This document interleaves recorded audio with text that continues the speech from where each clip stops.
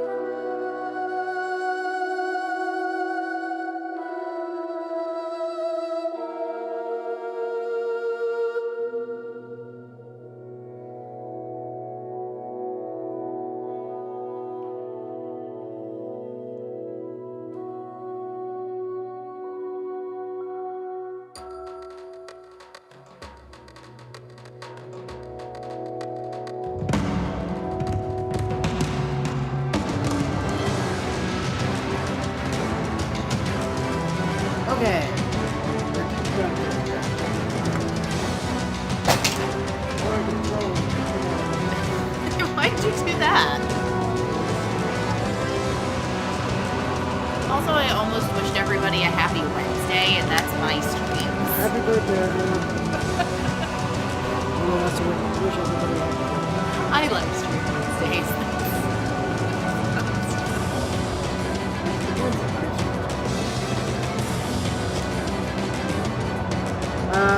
Guys, volume.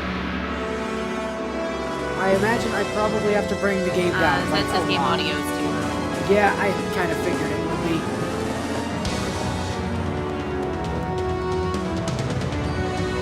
Just looking at that waveform, that seems like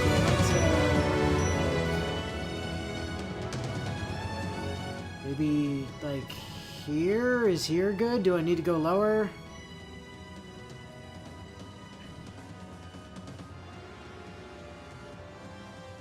Yes? No? And Zed, that's generally not how Inu and I play Fire Emblem games. BIOS is higher. Higher. Okay. I overcompensated.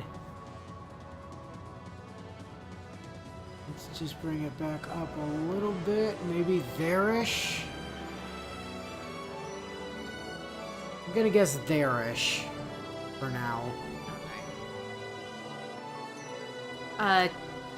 Inu and I tend to theorycraft teams very early in game, especially because, and I'm sure we'll talk about this more as the game's actually ongoing, but if you have intentions of bringing any of the early game crew with you at endgame, as Inu and I were discussing at dinner yesterday, did you see the Wii remote anywhere? you really... Oh, it's right there. It's under my blanket. Sorry. It's really difficult to bring characters over well from the first section of the game unless you're specifically focusing certain people, because otherwise there's just not a ton of experience to go around in the early game relative to when you get units back. So I was browsing some stuff on here earlier, and here's a fun story. So if you have ever brought over save data from Radiant, Path of Radiance, you get access to Path of Radiance support archive, but only for the stuff that you had on the file that you brought over. So evidently I did bring over a file at one point, which is interesting because I know for a fact this is an early copy of Radiant Dawn. And I know this because all early copies, all Western early copies of Radiant Dawn, especially the North American ones, I think the European ones might have fixed this, have a bug whereby if you try to bring in Path of Radiance save data with an easy save file at all existing on your Radiant Dawn or on your Path of Radiance saves, it will hard crash the game because they forgot that they deleted Maniac mode and added an extra easy mode in Path of Radiance when they were coding the Radiant Dawn carryover in the North American version. So I know that because I tried to do that and my game kept crashing. So I have an early version. So at some point I didn't have an easy version save file. It did bring one over, and I was looking through here, and it's really fascinating because I got Ike and Alencia's support done. I got Ike and Soren's support done. Evidently, I got Mist and Jill up to like a B. I'm not sure why Mist and Jill have two separate A's or why Titania and Mist have two separate C's. That's kind of weird. Like Reese and Mia. Jeffrey and Alencia. Jeffrey and Alencia, what were you doing? I don't fucking know. Playthrough? I don't have the slightest idea. Here's the thing. I do actually ship the two of them, so I'm okay with it, but the fact that you chose to build supports there, that you took Jeffrey to endgame doesn't make a lot of sense to me. Well, nobody said I took him to endgame. Sure, but generally you don't bother with supports for units you're not taking. So, anyway, why'd you let the creepo eyeball man anywhere near Lindsay and her horse? Oh, because of reasons. So, I guess I'll just hit a couple things. We are going to see some team changes from last time. Only a handful of the people that we took with us last time are still going to be around. By which I mean actually about half the team. Yeah. Frankly speaking, but... Anyhow, I believe the way we New Game Plus is kind of cringe because we don't hit that. We hit Start Chapter and then Load Clear Data. Yes. Okay. Now... Here's a thing that we need to discuss about Radiant Dawn in the West, and it's why this game really didn't get a lot of love for a very long time, because people thought this game was hard as balls, and there's a reason for that. For one thing, the North American version gave the final boss extra stats, which was nice of them, but also, easy, normal, and hard are actually normal, hard, and maniac. Yeah. That they just renamed to be different things. So easy mode is actually normal mode is hard mode, and hard mode is Q difficulty. So yeah, we're just gonna play on quote-unquote easy, which is what we played Path of Radiance on. Was normal.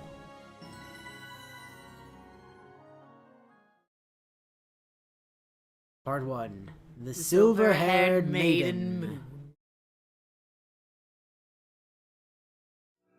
Starts with a cutscene, doesn't it? No, it starts with this. Prologue, Under Gray Skies. Now it starts with a cutscene.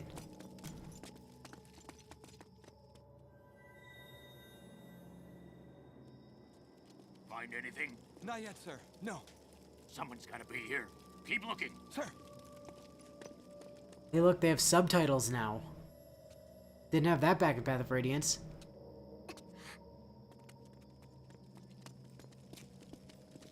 We're wasting our time. There's no one here. I know I heard something. Hush, Yune. Please, don't cry. If they hear you, you'll give us away. Who's there?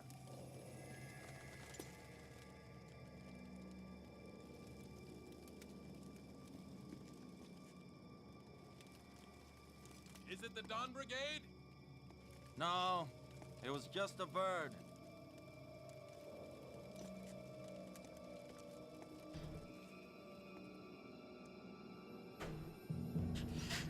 Sees a bird. Is it the Dawn Brigade? Thought we didn't see you?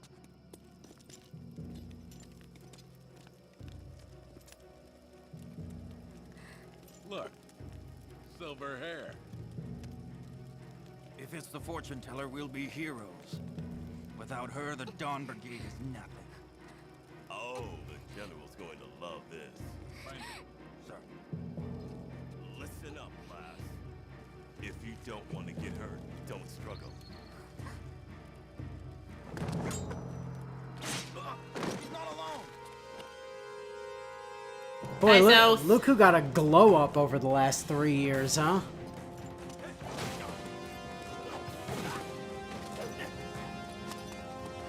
Dude learned from Ike and decided to get ripped.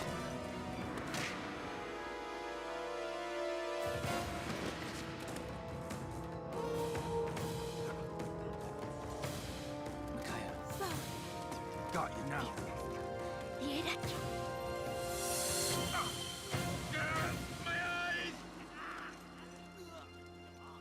Good job, Micaiah. Let's go. Right. Yune!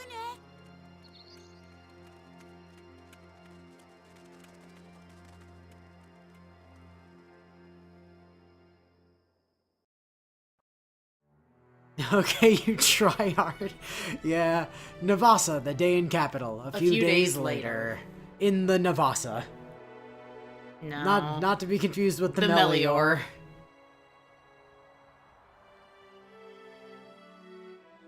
Not too ripped. He looks about as bulky as Ike at the beginning of the game. Yeah, exactly. Oh, something must have happened to him. Don't worry, he'll be here. Hey, I have an idea. Micaiah, why don't you use your farsight to see when Leonardo will arrive? Edward, you know that's not how it works.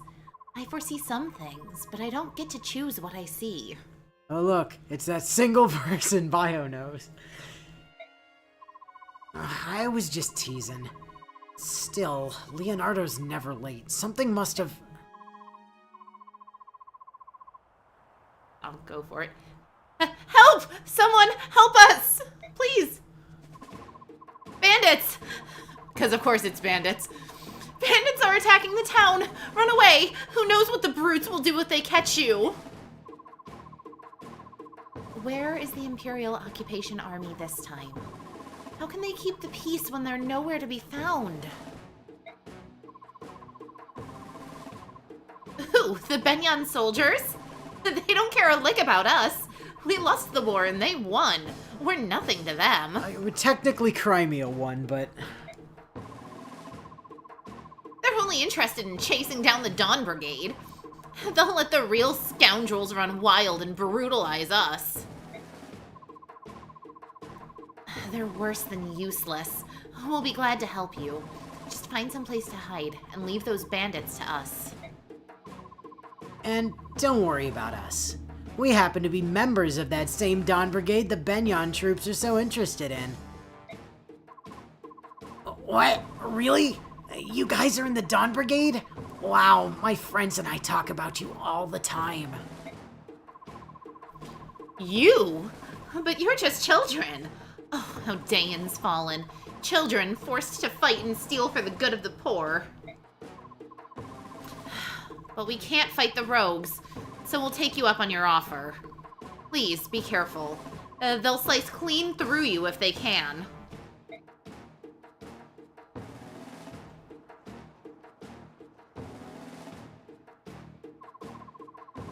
Listen up, you louts. This town is nothing but idiot kids and drooling graybeards. Steal everything you can. Watch out for the shouting, though.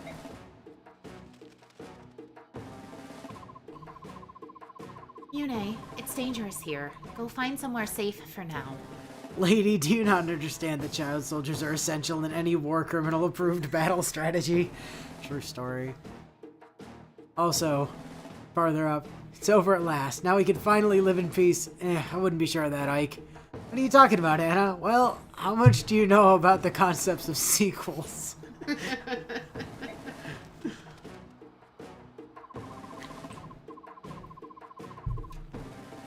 All right, Edward. The usual plan of attack? Alright, let's watch the tutorial on tactics. Cooperation. Sure.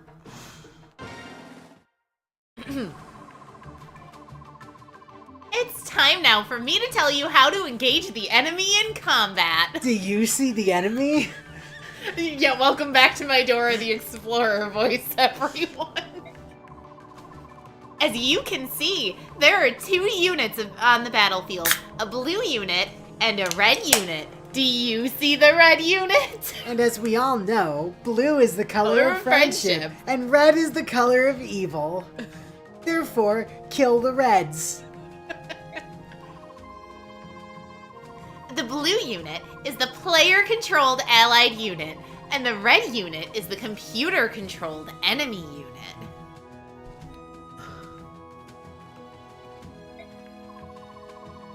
Now, I'll move the allied unit next to the enemy unit. Here it goes!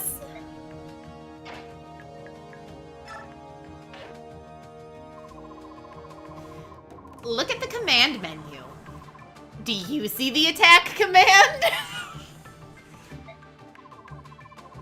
Be warned, if you don't have a weapon you can attack... if you don't have a weapon you can attack with, the attack command will not appear. Be warned, if you don't have a weapon, you're fucked. Pretty much, yeah. Thanks, Anna. Once you've chosen to attack, you'll see a window with all the unit's available weapons. This display shows all of the weapons that the unit can use to attack. Like Iron Sword, Bronze Sword, and Steel Sword. But not the Stefan, because you're not that good. Oh look, it's Ali Myrmidon. Aw, and they're fighting another alley Myrmidon. That's not even an alley lance. Use the directional arrows to choose the weapon that you want to use. Alright, Ike, let's teach you about the basics of battle tactics. Again! Who are you? And who is Ike? Wait, who are you? You aren't Ike. Oh well. So as I was saying about battle tactics...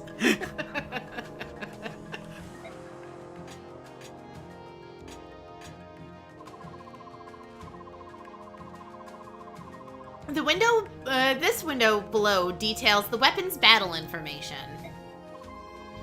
So, choose a weapon, press 2 to equip it, and to get ready to move into combat.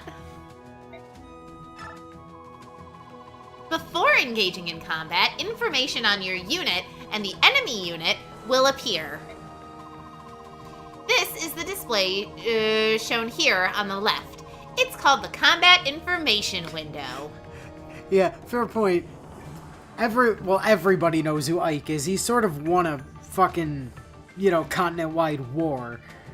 But South also has some serious hero worship going on for Ike and will not shut up about him. I miss when the generic soldiers were just future Trunks. The information in the blue portion of the window refers to your unit. In case you haven't picked up on the fact that everything's color-coded yet, you absolute moron! The information in the red portion of this window refers to the enemy units. Do you see the enemy units? Next, select your enemy. I choose you, enemy! If there are multiple enemies within your attack range, use the cursor to pick one of them. You can't attack 2 people at once with a sword. Who the hell do you think you are, a D&D character with cleave? In this case, there's only one enemy, so all you have to do is press 2. That was 1, thank you. Ow, okay. Congratulations, you're now fucked on your turn, moron. Oops, that didn't quite kill the enemy. I was so close. Yeah, and now you're dead on enemy phase, moron. His counterattack dealt some damage, too. I'll be in trouble if he attacks on his turn. Oh no! In order to avoid a situation like this, be sure to defeat your enemy completely. If you don't want the enemy to do things, kill him, Fivehead. So I've generally been about to say that I felt like this tutorial was better than the ones in the last game, but now I'm questioning that. I just think she's being snarky. I feel like that's just an unwarranted amount of snark. So, here's what you do. I'll show you how to have units assist each other in battle. Take a look at this mage. He's got a book. He's equipped with a fire scroll, which channels magic. Now, fire is particularly useful, but there aren't any good fire mages in this game, so No, that's true. There are no good fire mages in this game. So screw you. I feel like Anna's being extra condescending because she looked at Micaiah and thought, well, she looks kind of like Lysithea, so I guess I have to put the kid gloves on for this. You've got that a little backwards, bio. Lysithea looks like Micaiah. Nonsense. You can use magic to engage in direct or in indirect combat. Although I would like to say that I kind of headcanon Micaiah's appearance, if we're going with our chronology, as Byleth going, oh, I didn't include Child in the first game. Except for Ileana. Let's make her a main character to make up for it. First, I'll try an indirect attack, keeping one space away from the enemy. From Anna's perspective, it is the other way around.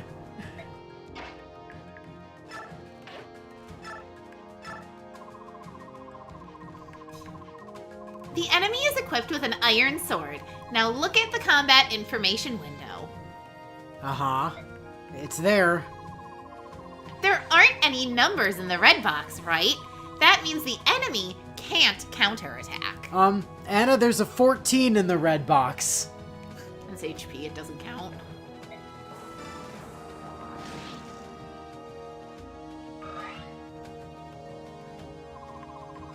That was pretty good, but not enough to defeat him. I was so close. Well, doesn't that sound familiar? Huh. I'm okay this time, though. I have an ally equipped with a sword. Let's have him attack. I'm okay. I have an ally equipped with a sword. Everything is fine as long as you have an ally equipped with a sword. Oh god, that's gonna become the running joke of this game, isn't it? It's fine, Edward's equipped with a sword. It's fine. I have an ally equipped with a sword. What could possibly go wrong? There we go. Not only did I win, my unit hasn't even taken any damage. It's perfect. As you can see, attacking one enemy with 2 or more allies can really help. Gangbanging the enemy is a good idea. That's gonna be the running gag, Zed confirms. If an enemy can only engage in direct combat, start by using indirect attacks. That way, you can keep damage taken to a minimum. Also, if an enemy can only use direct attacks and you're standing on top of a ledge, fuck them.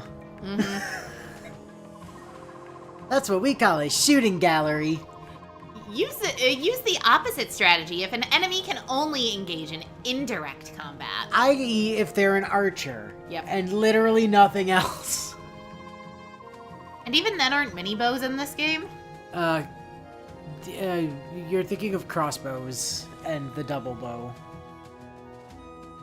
But more or less to my point, yes. So that it's not always a given. Okay. That's about it for my lessons on combat and assistance. What are words? Assistist. I can't read. Who wrote this script? I don't recommend fighting alone unless you're really strong or have a ton of HP, or if it's that one chapter. Be careful.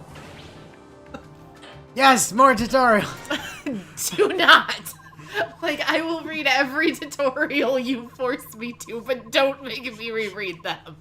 But how will we ever find out who Liara's dad is? I don't know who you are, weird lady who showed up in my head, but I'm not a child. You don't have to talk to me like this. See, the last person I knew that said that was a child, so no. Oh, and Lagoos can also be attacked. Well, not transformed. Yeah, they can, except they can punch you in the face now. And don't worry, we'll get the Lagoos tutorials later. Yep, you strike the brutes from afar with your magic, but be sure not to get too close to them. Then, I'll move in when they're weak. That's the safest strategy. I'm ready. You and I should be more than a match for them. Let's go. When you attack an adjacent unit, it may counterattack. Keep that in mind, In dumbass! case you didn't just read that tutorial. Okay.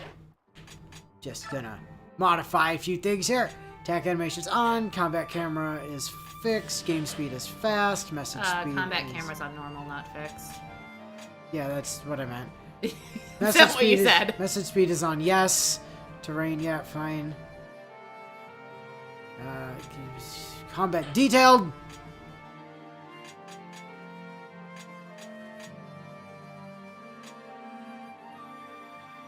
Wait, you can actually switch the Wii remote position to vertical for this game? No. I love that you're like, theoretically yes, will we know? Auto end turns off. Thank you. Alright, that ought to do it. Hold on, I didn't see battle animations. Oh, okay, there it is.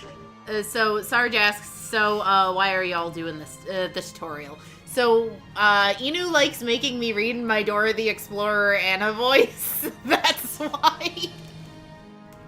Anna, we got it already. You can stop stating the obvious. As a joke, literally. And figuratively. So, This guy, he's got a bronze axe. Fun story about bronze weapons. They can't crit, ever. They are not right. capable of crit. Also, look at this man and his 5046030. We'll just pretend we're playing D&D and that those are his ability score modifiers, so some of those stats are really impressive. And also his absolutely dogshit biorhythm.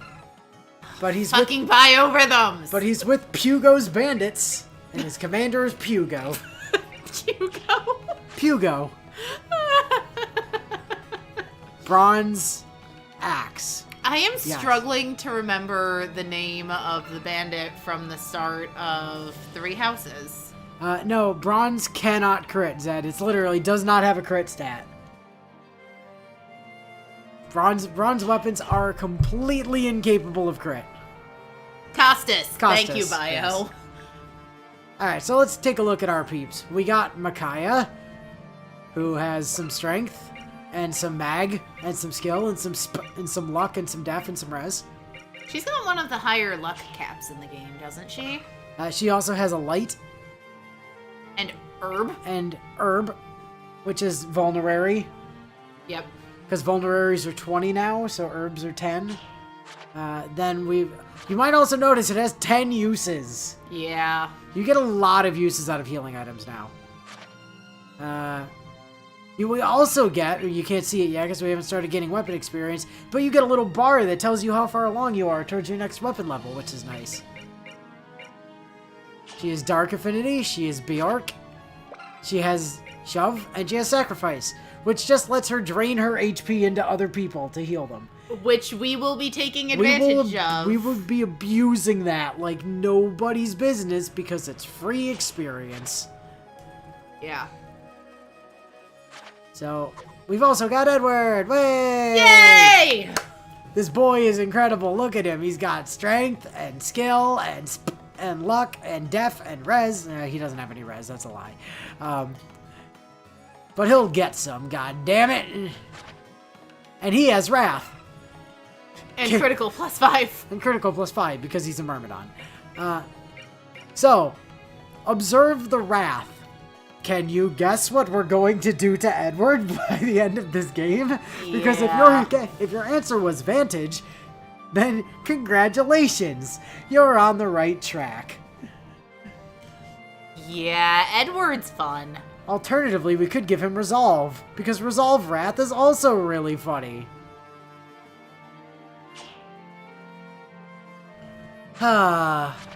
Anyway, this man has to die. And Edward, I don't think doubles him. Edward does double him. He does. Edward but- hits him for 11, double, does not kill. And we need the experience on Micaiah anyway.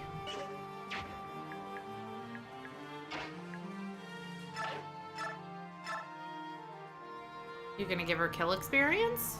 Might as well, right? She is level 1 and he is level 4. That's fair.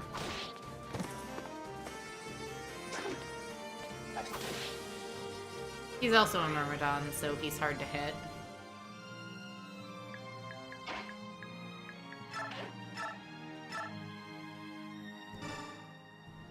Yeah, pretty girl like you'll fetch a pretty penny for me. No, you're a good girl and come to Papa.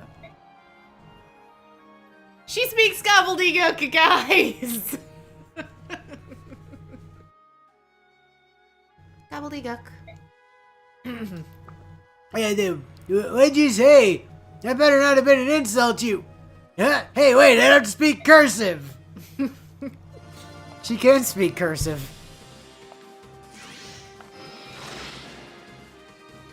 And that man is now paced. Yeah, let's go. 47 experience. No matter the manner of the man, the goddess judges with an even hand. Jesus, I The can't goddess read is today. judges with an evens his hand. I cannot read today. Well, yeah, we should probably also talk about this. This is the greatest feature in all of Fire Emblem. Yep, Battle save just lets you cheat, basically. pretty much. So all you do is you just go, yeah, battle save. Alright. Cool. Now if anything goes wrong, we can just reload.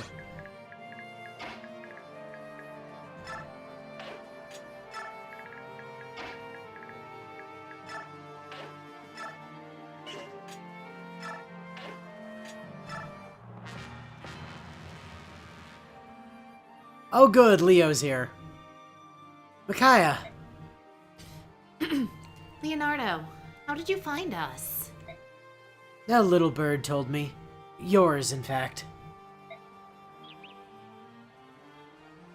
But what were you two thinking taking on these bandits alone? That's beyond reckless. I'm sorry, Leonardo, but we couldn't just leave the helpless villagers to these monsters. Please, help us fight them. Watch the indirect combat tutorial? Yay! Let's talk about indirect attack strategies. An indirect attack means attacking an enemy who is 1 square away. You know, indirectly. So what I'm gathering from that butchered exchange just now is that she could speak cursive just fine, but English isn't exactly her strong suit. Yes. It's often done with a javelin, a hand axe, or a bow. Although, you can do it with a bow or a magic spell too. Let's try it out. Oh, look! It's Alley Lance! That guy's holding a bow. No, oh, that's right, she did. For whatever reason, I saw it as like a metal pointed thing on the end, and I was just like, a stick. It's a pointed stick! It is a pointed stick. No, it's a bow. First, I'll move the ally 1 square away from the enemy. Next, I'll pick Attack from the unit menu and press 2. Boom. Simple. Is that simple enough for you, dumbass? Other than being able to attack from a distance, it's just like using a direct attack.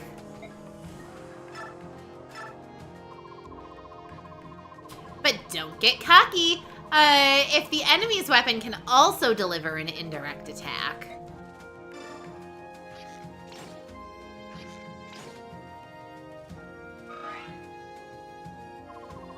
You'll be counterattacked, just like this.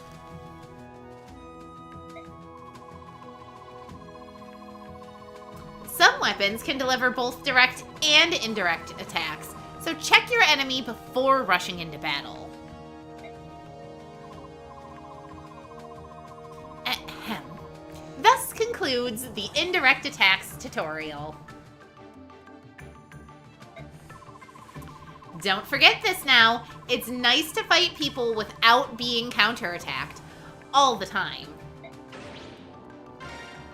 Thank you, Anna, for your very helpful explanation. Hey, Leo, be a pal. And, oops, hold on. Aha!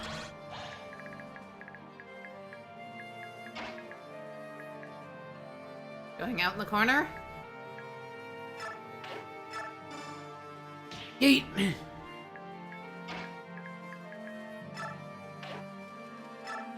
Hi, buddy. How you doing? Axe friend that's in the bottom right-hand corner of the map won't be able to get to her, will he? We'll find out.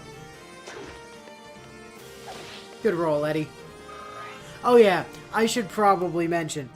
Edward's name is only Edward in the English version. His name is literally Eddie in Japan. Really? Yes. Listen, names got really changed in the West. Like, very, very changed. Because I was looking at this the other day.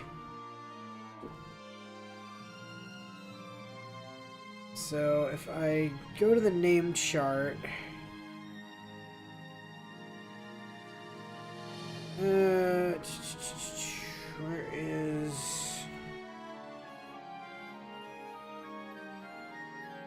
Because there were many names that were changed. And also, when I was looking that up, I realized I was slightly, unintentionally, but slightly mistaken on my assertion that it's Alendite and Ragno that were swapped. it was Alendite and Etard, which is Ike's starting sword in this game, that were swapped.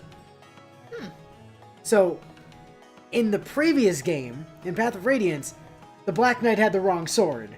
His sword should have been Etard. Interesting. And then Ike's sword at the start of this game in Japan is Alendite. But we already used that for the Black Knight's sword, so we decided to call it the Etard instead. Huh. Because, that's why. Yeah, localization changes. Here we go. Names. Okay, let me find Path of Radiance here. So, Titania's original name was Tiamat. Interesting. Boyd was Bowl. Reese, I love this. Reese was Kilroy. What? Yeah. Soren was Scenario. I kind of like Scenario better, but how did they spell it? Senerio. Okay. Mia was Wayu.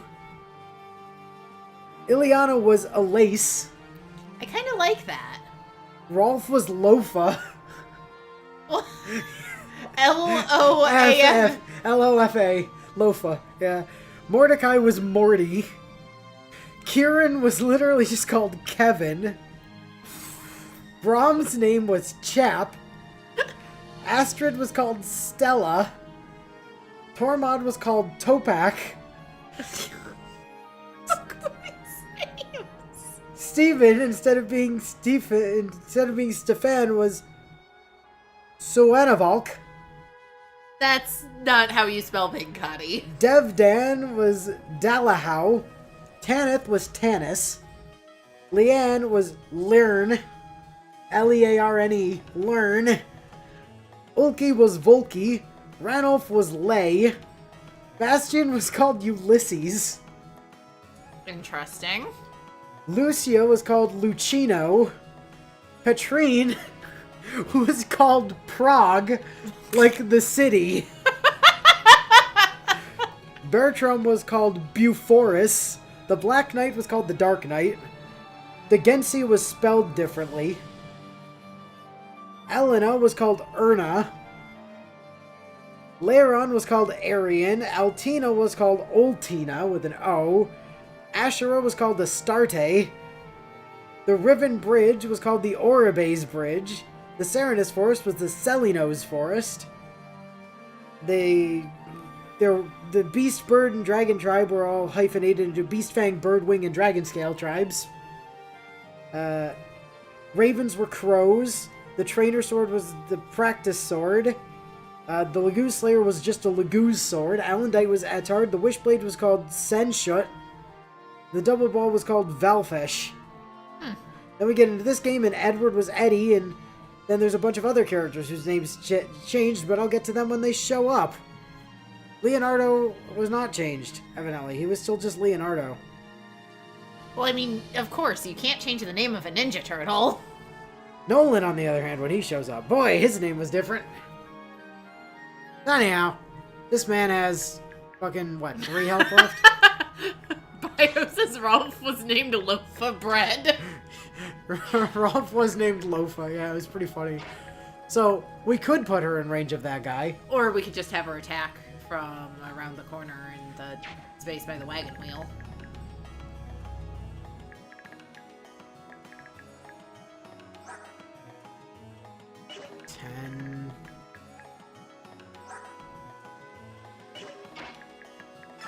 Go!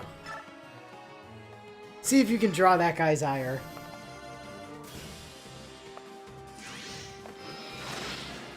I don't love it, but I will acknowledge she needs the experience.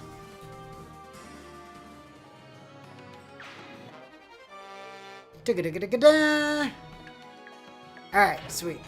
And end. Yeah, come get some! Oh, his hit rates.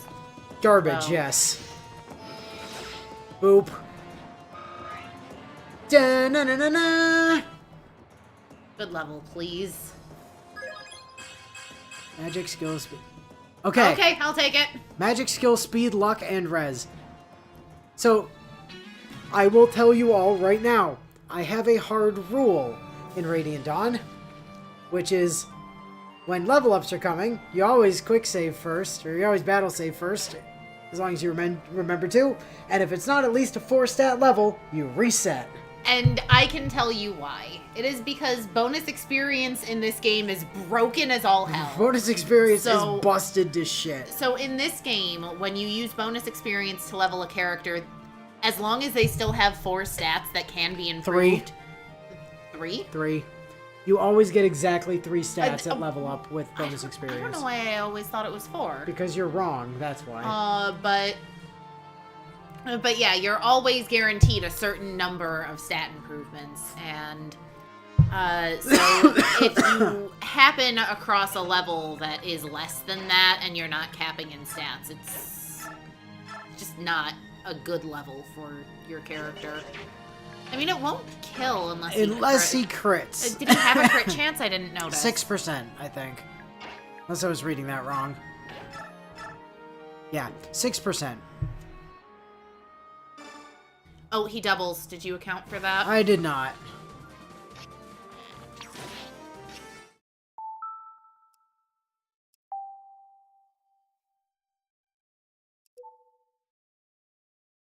Here's the fun part about quick save or battle saves, though. They just fix all your mistakes. It's kind of like save states, except official. And, unlike save states, this resets the RNG!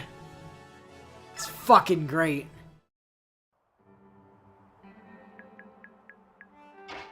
Now see, it's fine. We just don't give her kill experience on this guy. We just hand that to Edward.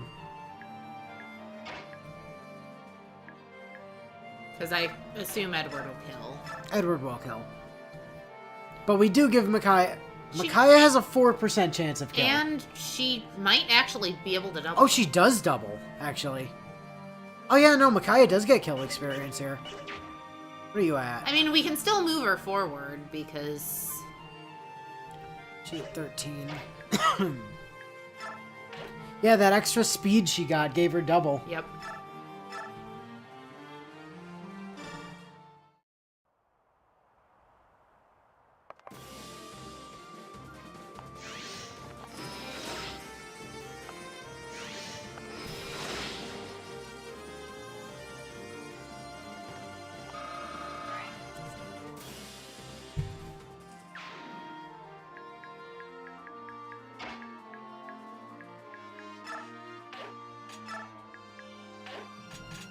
Did those changes okay, they did.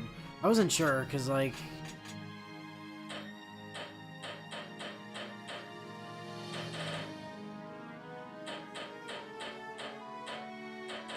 Wait.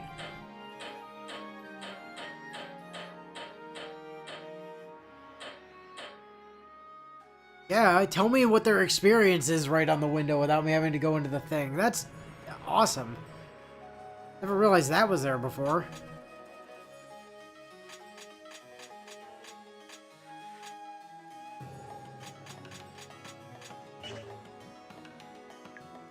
Oh, it's so much better. Mm-hmm. Alright, Edward. You're 36. Okay. I'm pretty sure I have to battle save this one. I mean, he's got weapon triangle. No, the reason I say that is I think... Oh, no, he doesn't double. Okay. I thought he might double that man and then possibly kill on enemy phase. So I wanted to make sure that if he got the level up. Who do you brats think you are? The Dawn Brigade! Maybe. I'ma get you! Ow! Hey, fuck you, buddy! Oh, damn it!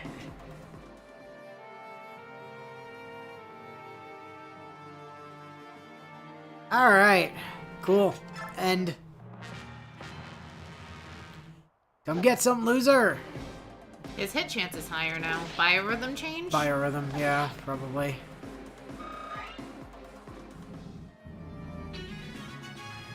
But see, the fun thing about that is...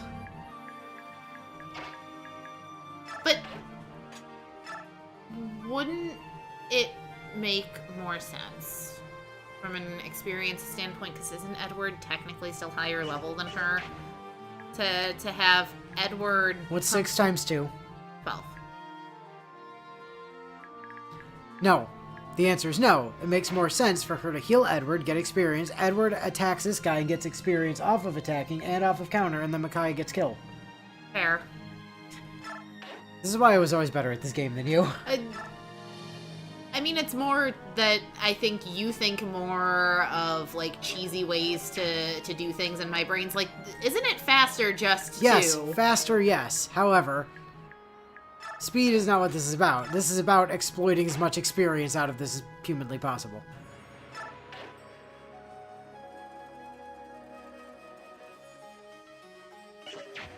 Now, the smart thing to do is to attack... Watch the item using tutorial. Alright. Let's talk about items now. Dude is talking a lot of shit for a guy with a potato fur face. Yeah. To begin with, I'm going to show you how to use a vulnerary to regain HP. Vulnerary. Really? Yep. First, I'll select a character with the cursor and press the 2. The movement range will appear, but for now, I'll just stay where I am and press 2 again. Now, you see the command menu. From the command menu, I'll move the cursor to items and press 2. The display shows all of the weapons and items the unit is carrying. Now, I'll use the cursor to select a vulnerary. A menu showing what I can do with it will appear. You can shove it up your ass. This time, I'll select Use and press 2.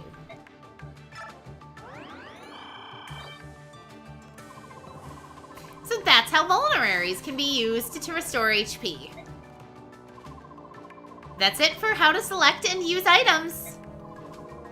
In this example, I stayed stationary and used an item, but the process for using one after you move is the same. If enemies are nearby, it may be a good idea to move to a safe place before using such an item. Okay, great talk. Counter argument. Battle save, hit this man. The battle save is just in case Edward decides he wants to crit. So you can see he's actually at like peak biorhythm.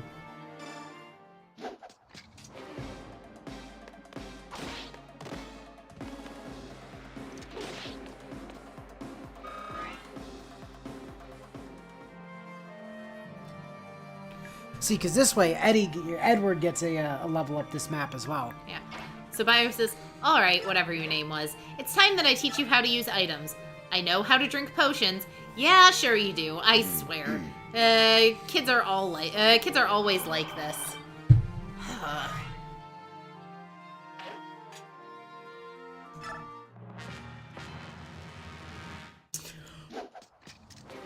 I'ma get you! Ow.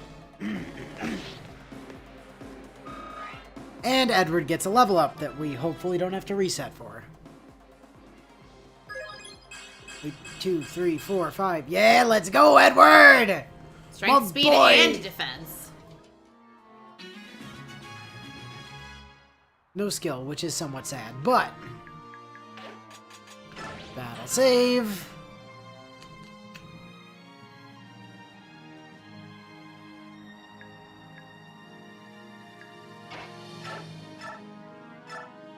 And kill.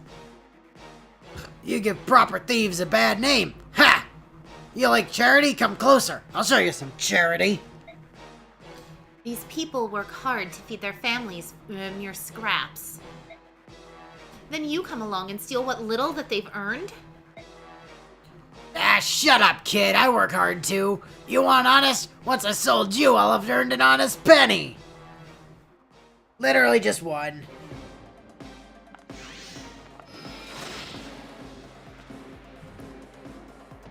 Ow! You know, I do think it's interesting that Benyon is so desperate to get Micaiah. HP, magic, luck, defense, and res. Let's go. And that's all I'm gonna say on it. Ah, what just happened? Because the actual reason they'd want her isn't the reason they think they want her. Fantastic, we won! It's just like you said, Micaiah. They were no match for us. Yune, come here.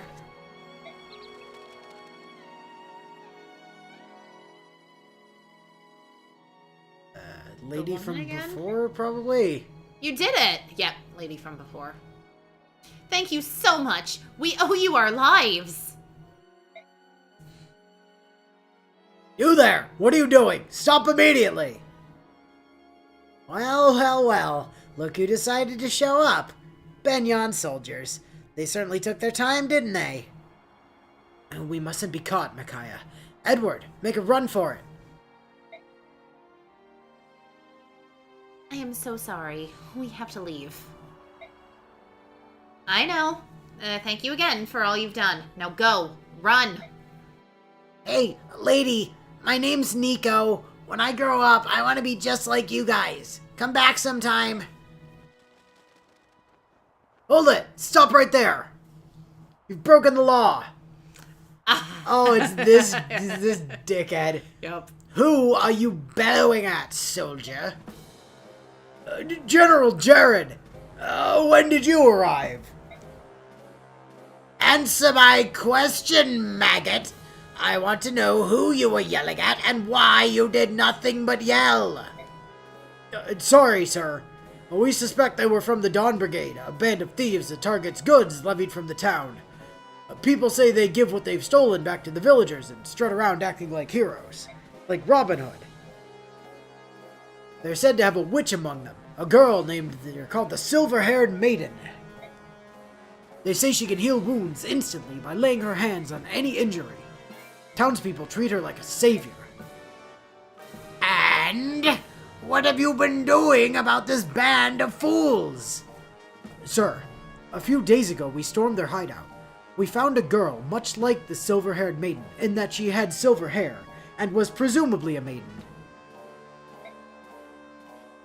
We ran the dogs from their den, but they were cunning and cautious, and we lost them. I definitely misspelled that. Alright, whatever your name was, it's time that I teach you to use items. yeah, okay. I read that one. Well, it was either the peasant lady or Micaiah's bird suddenly started speaking in English, which wouldn't have been the weirdest thing to happen.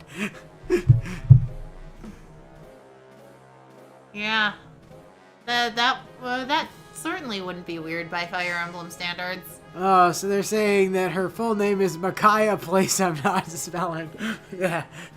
Good old Micaiah Aryan Road.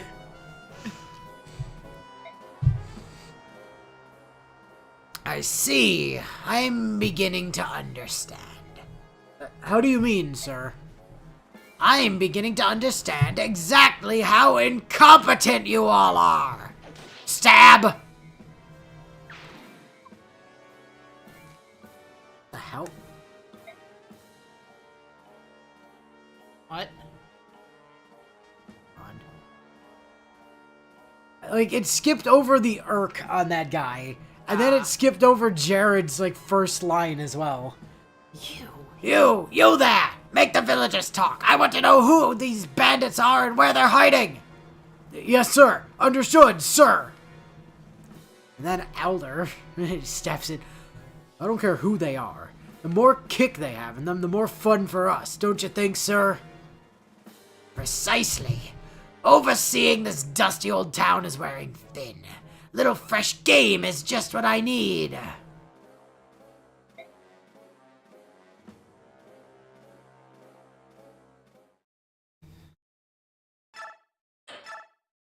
A whole bunch of very successful levels there. Gotta love it. Yes.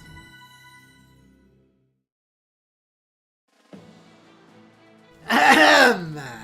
I love that we have your narrator voice. No, never mind. Early summer. And The mine. northeastern nation of Oriole Daein voice. lost a bloody war with neighboring Crimea 3 years ago. Crimea, however, abdicated its right to rule Daein and passed sovereignty of its former enemy to the powerful Benyan Empire. Daein's future is now subject to the whims of the Empire. Which is ruled by a child. Literally a 13-year-old, yes. Benyan's occupation forces have gathered all Daein men of fighting age and put them to work in labor camps. Their work is brutal and void of purpose, designed to break both body and spirit.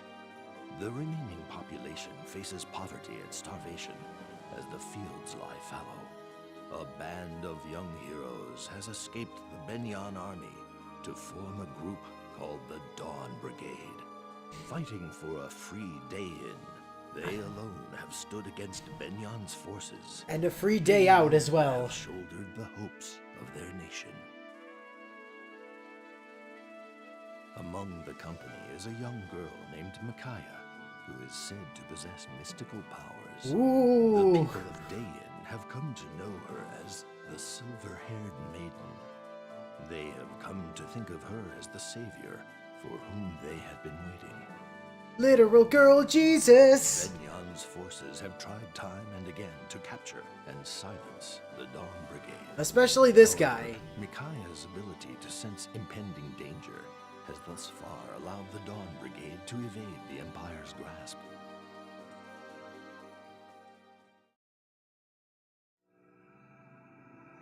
Chapter 1, Maiden of Miracles.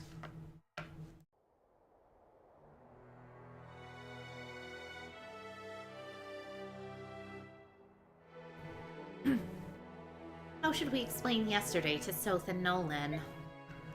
Well, it's like you said, we didn't have a choice. We had to save Nico and the townsfolk. But I admit, getting spotted by those Benyan soldiers was unfortunate. Still, I'd do it all over again. And the worst part is that they know we're near. They could find this hideout as easily as they found our last one. I just don't get it. This is our country. Why do we have to live in hiding like prisoners in our own land? Come on, you know why. We lost the war and Crimea won. It's not our country anymore. End of story. Yeah, except that Crimea walked away after winning, leaving those heartless Benyan dogs to rule our country for the last 3 years. The occupying soldiers march around like they own the place, doing whatever they want, and no one dares to stop them.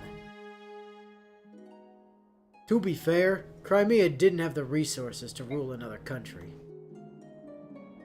I'm imagining that was probably Nolan, yeah. Soth and Nolan, too. Welcome back. I'm glad you made it in one piece. At last, the Dawn Brigade is all present. But you're unusually late. Are you delayed? I think our fame's catching up with us. Benyan patrols are everywhere. Took us a while to avoid them. I've seen so much Benyan activity in the area before. Never seen so much Benyan activity in the area before. Is there something we should know? Many young heroes equals a bunch of people who would be NPCs in other Fire Emblem games but are now fighting the enemy because the important people are either dead or elsewhere. Yeah, true story. I mean, that's how pretty much every adventuring party gets started, is... I mean, as we all know, General Prague died last game. Well, actually, the truth is... So, how exactly did you get so buff when you were literally never allowed to do anything? Because he watched Ike do stuff and then just started, like, copying him, I guess. Ah, that's what did it. You had a run-in with bandits? And Benyan soldiers spotted us as we made our escape. I'm sorry. We'd only wanted to help, but we were careless.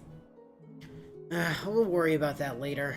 More importantly, Micaiah, were you seen healing anyone with sacrifice? Only Edward, but the guy that saw that died, so... I'm afraid so. You can't allow anyone to know what you can do.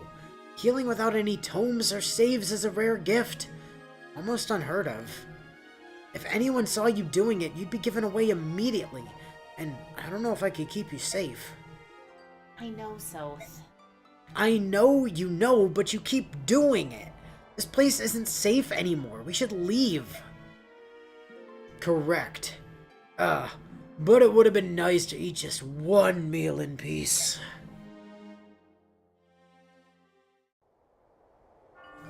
A 100 push-ups, 100 sit-ups, and simping over Ike and Micaiah every single day. Yep. This way's no good either. Benyon soldiers have every alleyway blocked. A kitten couldn't sneak past them. Looks like this really is the least guarded path then. Even so, it's swarming with soldiers. There are more coming up behind us. And we'll be trapped if we don't move quickly. Something Estelle healing, something incredibly dangerous, something tidal wave. Yeah. We can't wait for Soth. The stairs by the church lead to the marketplace. We can break through there. I'll go first and secure the way. Micaiah, Leonardo, cover my ass. I mean back. Remember to keep your distance. Team up and bring them down one by one. We'll be careful. Leave it to us. Edward, you bring up the rear. Your skills have improved, but you're still new to fighting. Don't rush the enemy. Just focus on surviving their attacks. Got it? Yeah, I got it. So, I want to be clear about something. I adore the Dawn Brigade. The Dawn Brigade are great. Nolan is phenomenal. Leo's phenomenal if you build him. Edward is amazing. I love the Dawn Brigade. But like I was saying earlier, if you try and spread experience around the Dawn Brigade, none of them will hold up at endgame. Yep, it's a problem. Anyway, time to watch the Victory Boss tutorial. Let's go over how to win by defeating an enemy commander. Almost every enemy army has a commander, or a boss, as he's often known. Slaying the boss will end a battle when the defeat boss condition is active. Pretty basic, no? Not sure which fellow is the boss? Check the conditions screen and find out. Here, you can see that the bosses have this symbol over the unit. They're also usually the only ones with portraits, apart from people you can recruit. You can also check if they're bosses by opening the conditions screen with plus.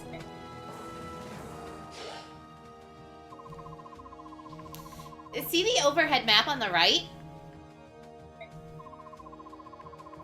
The blue dots are allies, and the red dots are enemies.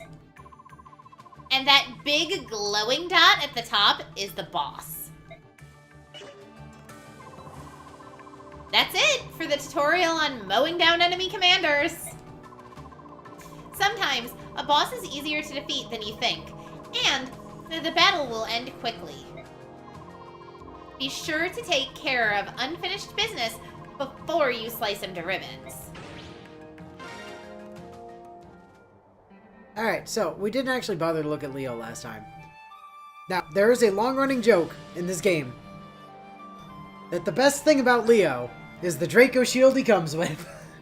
Because, yeah, this dude just shows up and is like, would you like 2 free defense? Because I brought 2 free defense with me. He also gets cancel, which we'll probably steal from him and give to somebody else at some point. And then we also get Nolan, who comes with Nihil for reasons, which we'll probably also steal and give to somebody else. But other than that, he's just a big brawny Axeman. I love him. He's great. Unfortunately, We won't be using he is him. not on the docket, which is sad because he is Earth Element on his support, which is great. It's the best one. Also, there's a house with a free vulnerary in it. And, then And there's that another house has a free hand axe. Do we have to... Are they going to try and cancel out the ability to visit that house? No. I was about to say, this isn't the map where they start doing that, I don't think. Well, let's take a look at who's around. We've got Benyon,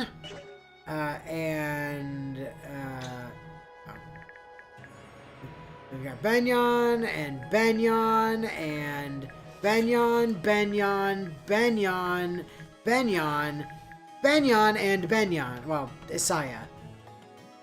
Who drops the steel sword for us, so cool beans. Hey, Isaiah, do you move? Because if you don't move, I'm just going to kill you at a range so you don't get to use your steel sword. I'd really like for you to not use that. I feel like he probably moves, though. Probably.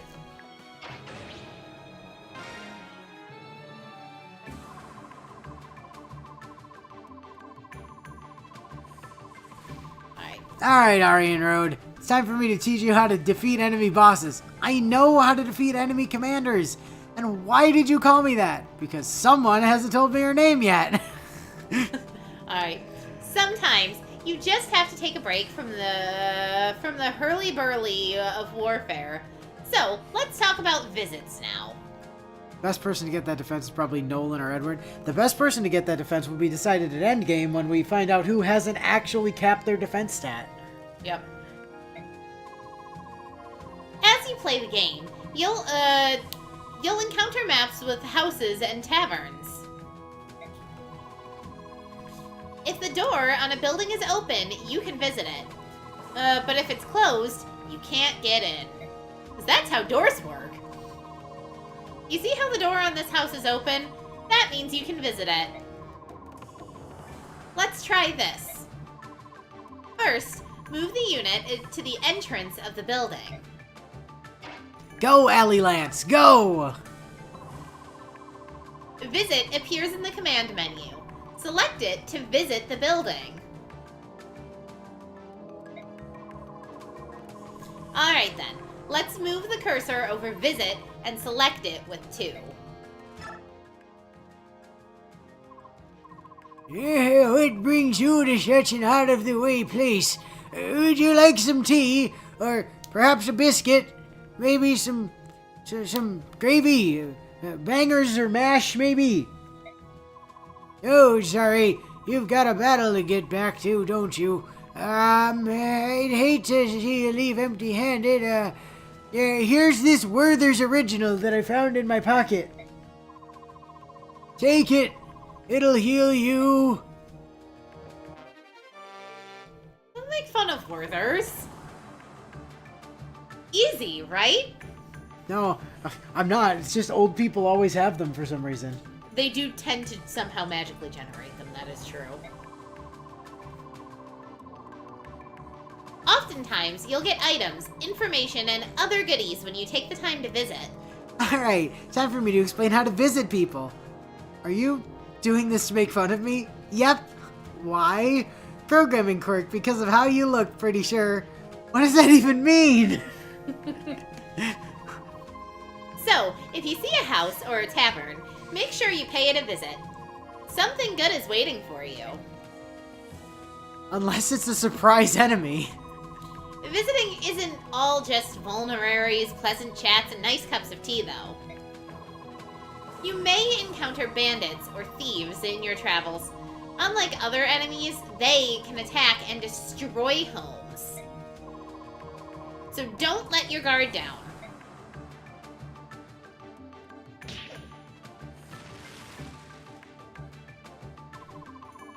If a house or a tavern is destroyed, you can't visit it. No shit. But you'll be fine if you visit it before any ruffians can get there. After you enter, the door will close, and those areas will be secured. Remember, no house or tavern is truly safe when bandits and thieves are around. Not until you pay a visit. Or kill the bandits and or thieves. That's about it for the visit tutorial. Happy visiting! Anyway, go grab that vulnerary for us, thank you. You there, Sonny. You must be... you don't need to say a word. I see the goodwill in your eyes. Take this and go, quickly. You've done so much for Dayan's poor. It's time we did something in return. If you see a town or tavern, then make sure to visit when you get the chance. Unless the person inside is a jackass who calls you a loser before throwing you a baby weapon for the map boss. What? Da-na-na-na-na, free vulnerary. Which is just like an herb, but more. Yep.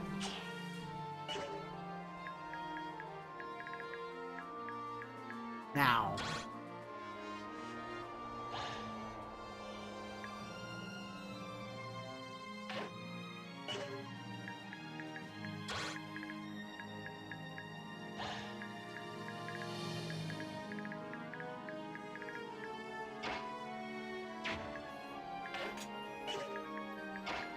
Damn it. I want to see if Nolan could shove Edward forward. Answer appears to be no, however. So in that case...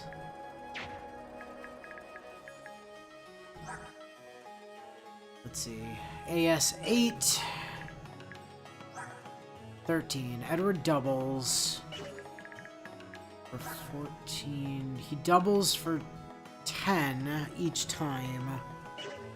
So Edward is going to leave that guy alive with 2.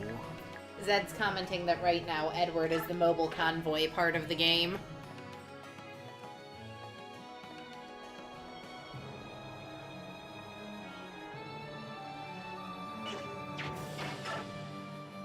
Edward doesn't seem to be a convoy.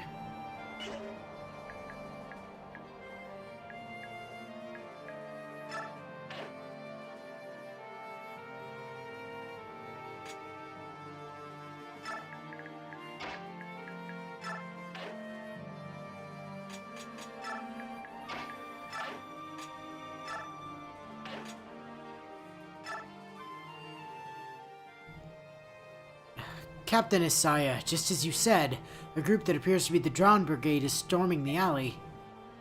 Well, how generous of them. I'll wipe them out and advertise my exploits to our commanders back home. Yeah, come get some. Ow!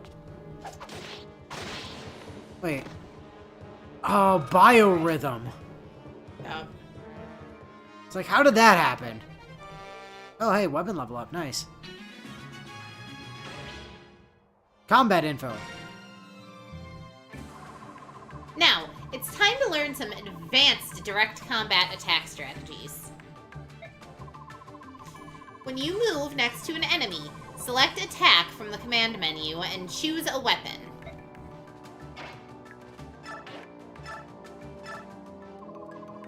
The combat window will appear just like this. Do you see the combat window? The first direct combat tutorial covered how to attack, so take a look if you, forgot. This time, I'll briefly describe the 4 stats shown in this window. First up is HP, the hit points a user has.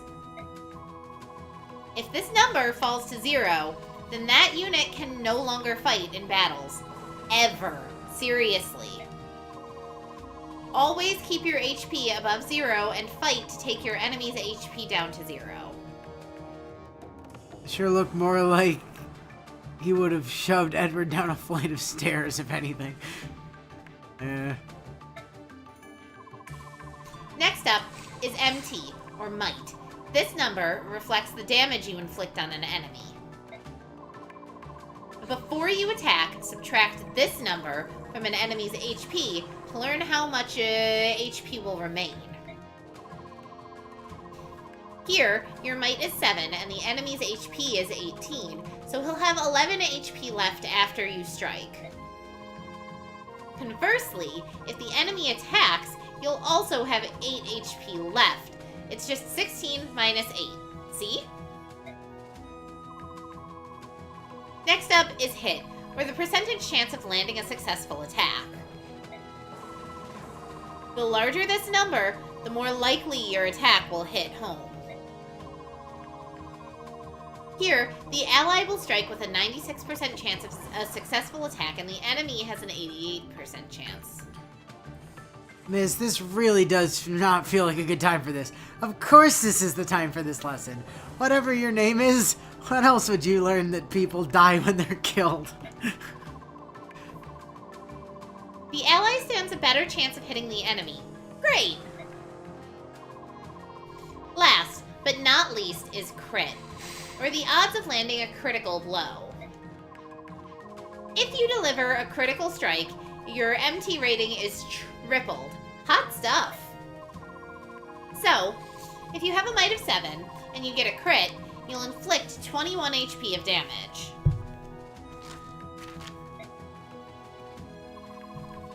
These 4 stats change depending on who you're fighting. Let's press 1 to cancel and see some info on the enemy unit to the right.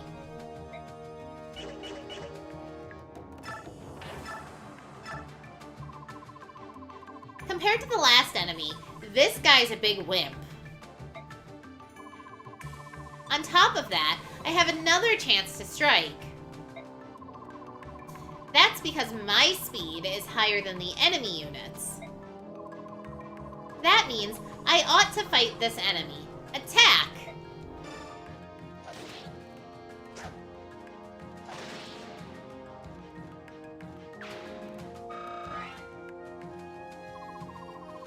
Another one bites the dust. Dun dun dun. Do-do-do-do-do-do. This wraps up the advanced direct combat tutorial. Micaiah, I'm part of an army. Knowing people die when they're killed are things I know already.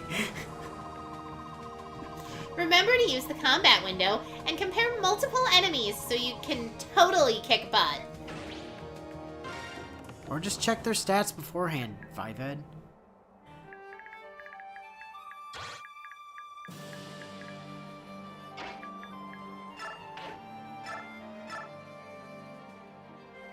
So you double... You hit for 12 if you hit both attacks and don't crit.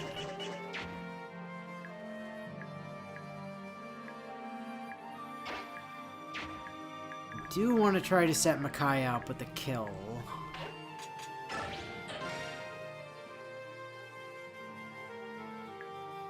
If possible, at any rate.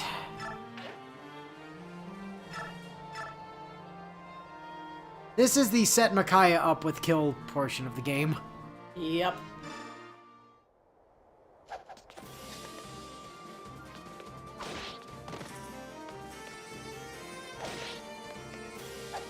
Although, to be fair, pretty much the entire game is set Micaiah up with kills. Not once she's level capped, it's not. Then it's set Edward up with kills.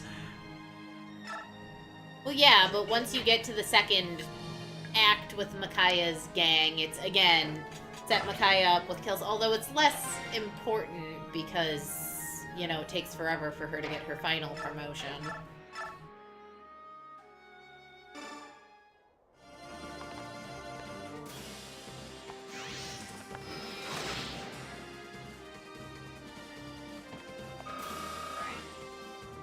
Alright, come on, no reset.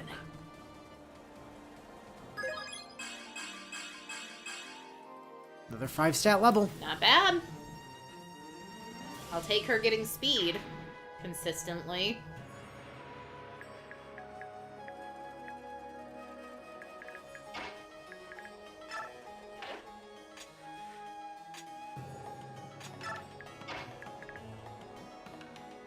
Fire says his head definitely auto-corrected Bronze Lance to Broken Lance because he's used to that not being a thing.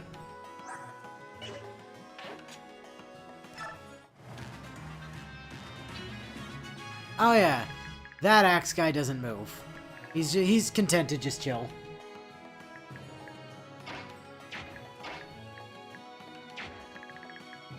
But I feel like that guy moves. I believe you're correct about that.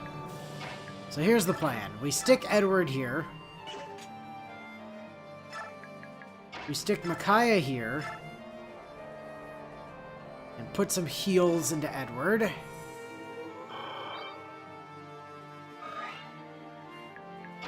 Nolan visits this house. That is an interesting sound effect they play on Sacrifice. Those beasts, they do whatever they want in our country. They're even sending our clergy to their awful camps.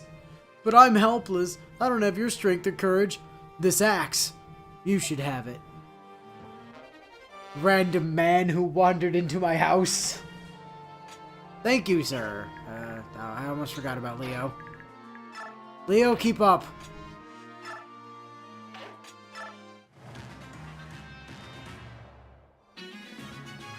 Okay, that guy doesn't move, but this guy does. Fascinating.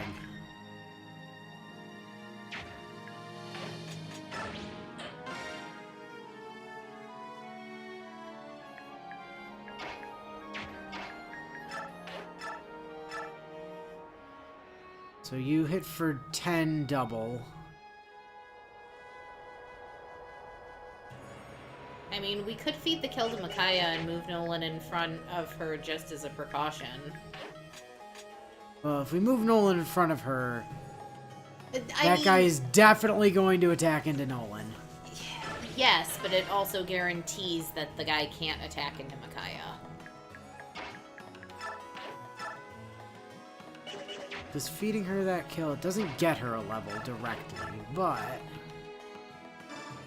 Alright, Edward. Go fight that guy. Whack! So Bayer says, wow, Ow. you know, you're way better at Whack. improving your stats than the last mage I worked with. I couldn't even get that one out of bed most days. Thank you? Micaiah!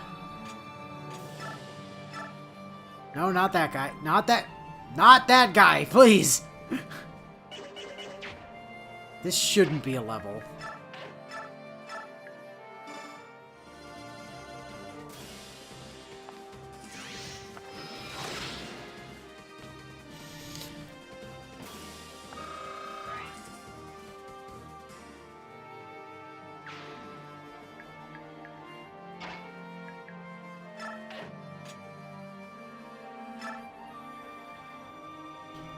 Now, was this one of those games where you could rescue drop in the same turn? I don't think so.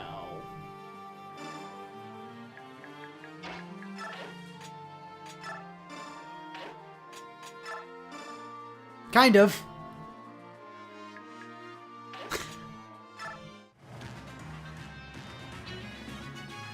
Okay, see, we were fine either way.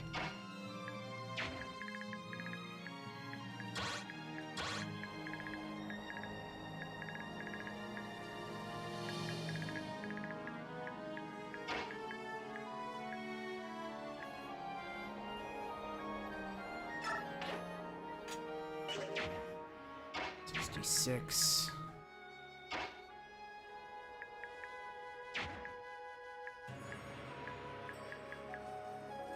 Definitely want to kill these dudes for extra experience. Oh, 100%.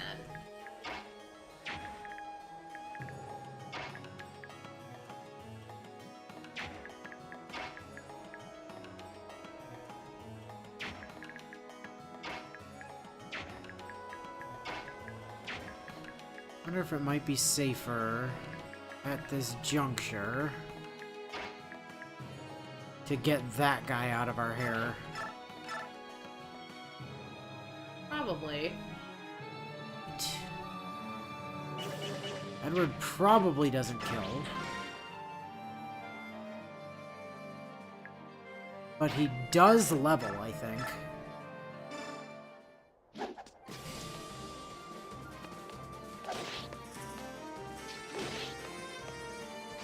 Oh, right, Wrath. Okay, good.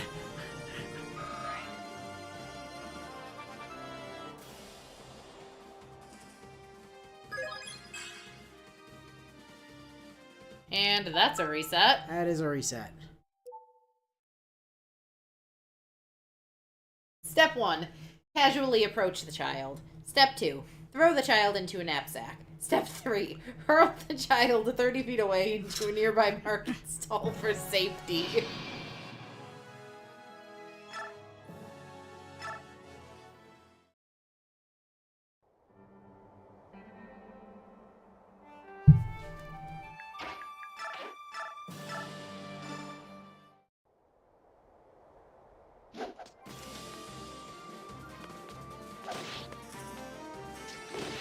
Ow.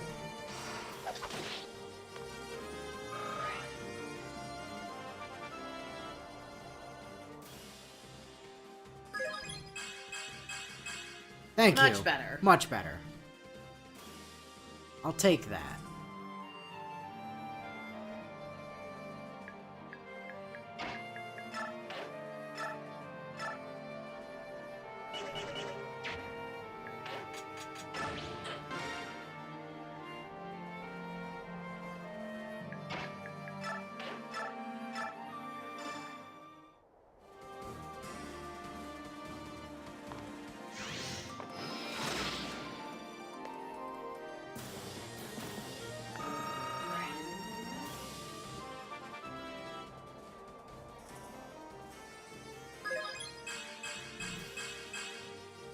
Strength, magic, skill, luck, res. I'll take it. God, look how much magic she's getting. I mean, to be fair, she does have Lord growths. Oh yeah, because those matter so much. Hey Leo, be a bro and soften that dude up. No crit though. Thank you.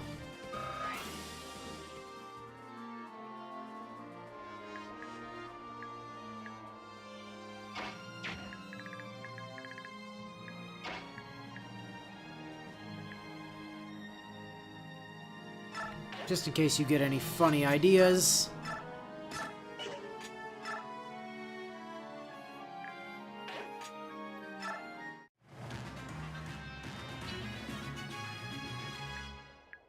See, look, they're almost at the same level now. Almost. We are getting places.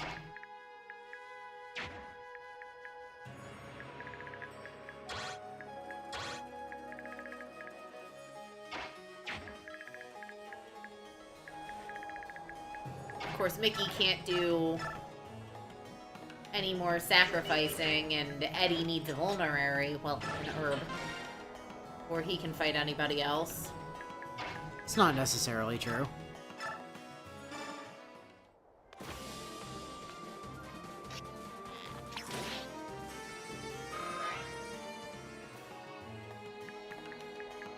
She can still do more sacrifice. She has 3 health.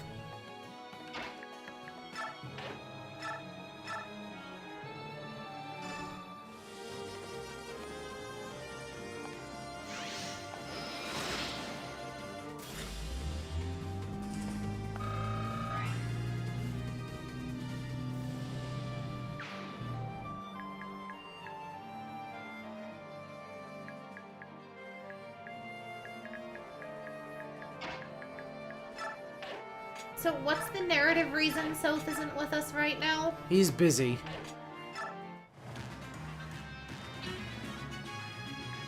Which is kind of the game's way of just not giving you one. Like, no, there's not a reason.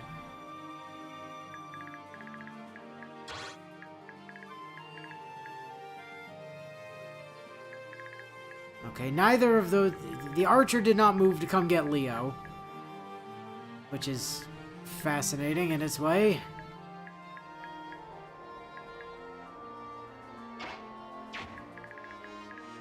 The archer doesn't want to move. Does that guy want to move?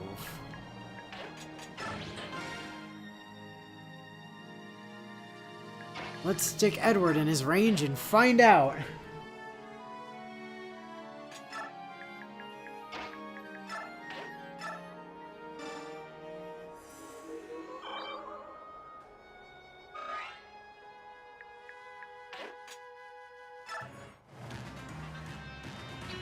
Nope. They just don't feel like moving. Dope. Probably because if you look at the way their units are positioned, they're actually facing away from you. That's a theory. Hey, Edward, you want to just delete that bow guy from reality? Yeah, before you actually engage them, they're technically facing the stairway down.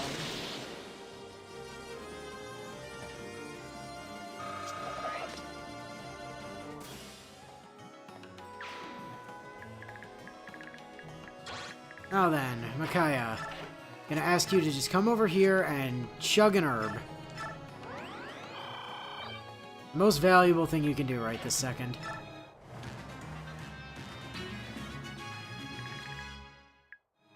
This man still did not... He's facing the stairs.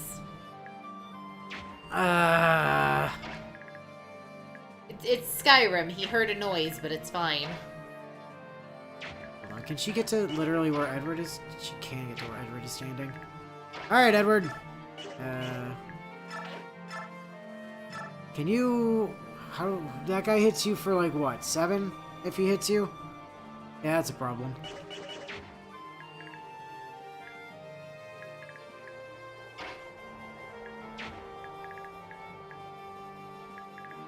However, there is like a 55% chance that Edward crits. So, if he crits, that guy dies. If he doesn't, we reload. He's got his AirPods in. He couldn't hear the pained death screeches of his friend getting disemboweled 3 feet behind him. Wrath, crit, and you're dead. Goodbye. I love you, Edler. I love you, Edward, you absolute badass. Excellent.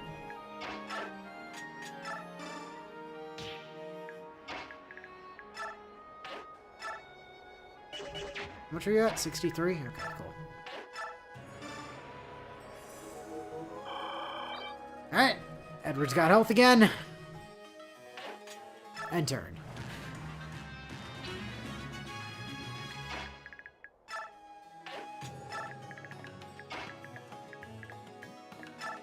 And take another herb. And drink another herb. This will get much more manageable once we get Laura. No, it just gets worse once we have Laura, because... Well, no, Micaiah won't have to eat as many herbs. Yes, She'll be but... sacrificing, and Laura will be healing her. Yeah, but I'm not... I meant it in the sense that we're not going to stop exploiting sacrifice. Well, no, it's just, it's gonna be better. Eh.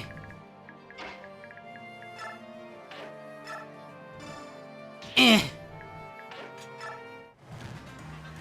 Micaiah smokes another doobie, as you do.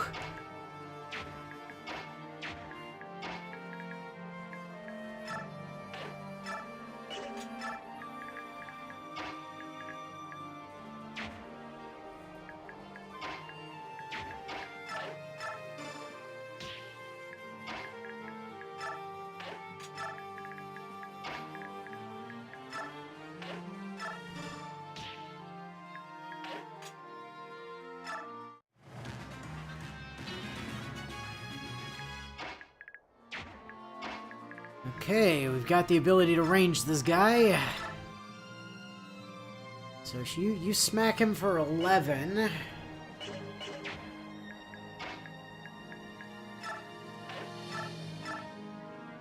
You smack him for 8. 11's 19. Leaves him at 6. And Edward hits for more than that. So that's our plan. We Leonardo into Micaiah into Edward because we don't want that guy using his sword.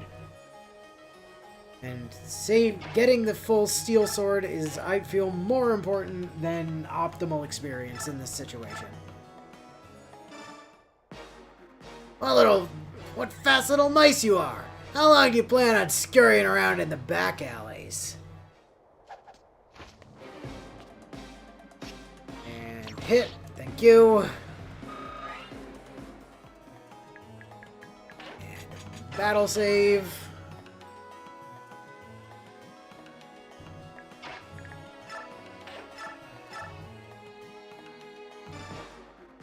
Step aside.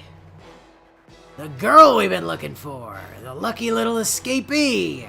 Too bad for you, sweetie. Your luck ends today. For you see. Ow! Rude!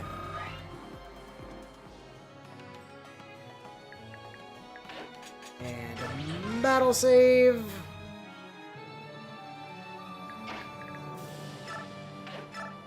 and cleave this man's head in two.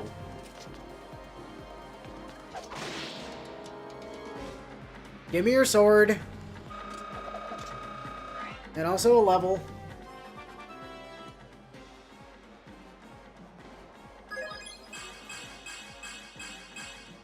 Okay. Yeah, let's fucking go. A baller level. What? This can't be. I'm in my prime. Not so easily. Not by a child. You got steel sword. That the dickwad didn't even manage to burn a use of. Everybody, this way. I'm here now.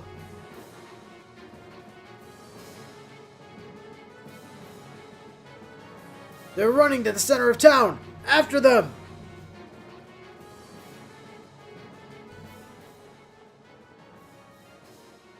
Good work. I see the market. If we can blend into the crowd, they'll lose us and we'll be free and clear. Hey, lady! Nico. They're after you again, are they? Are you and your friends alright? Ah, moldy onions, where'd they go? Hey, you leave the soldiers to us. Go on now, get yourselves to safety. Quickly, don't dawdle. You must escape. You're our only hope. Help me, Obi-Wan Kenobi. Thank you so much.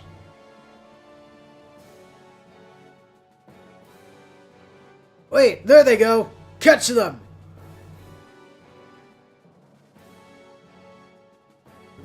What are you stopping for? Well, they... You won't get past us. We stand by the Dawn Brigade. That's right. Gotta protect the Dawn Brigade. Wait, something terrible's about to happen. What is it? No, we have to go back. What? You're letting this rabble stop you? Ready your bows! Nobody defies the will of Benyon!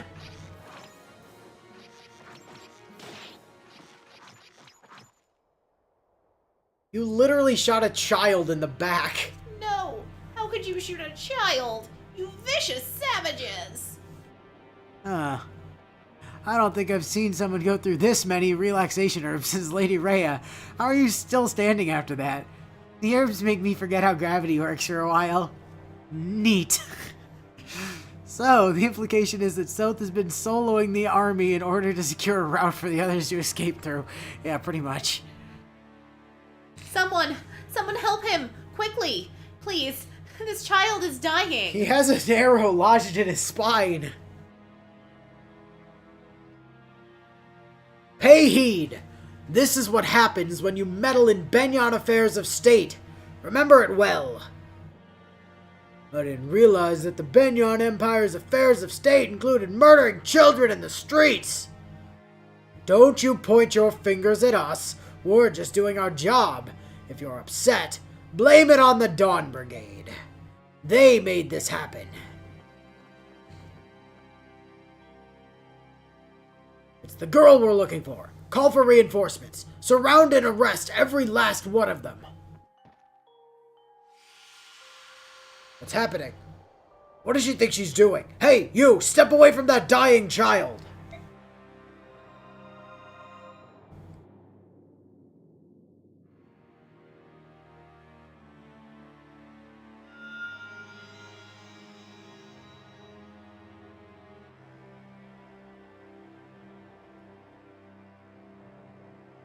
It's a miracle! We've seen a miracle today! That was sacrifice. That girl! She must be the silver-haired maiden. Only she possesses sacrifice. Hey, if the kid couldn't take a single arrow to the spine, then that's on him. We've seen people take way more than that without going down.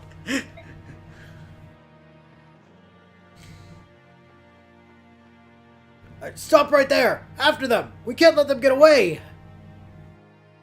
Oh, god damn it, not this again! We still stand by the Dawn Brigade. What is wrong with you people? Did you hear me? Clear a path or you'll end up like that kid!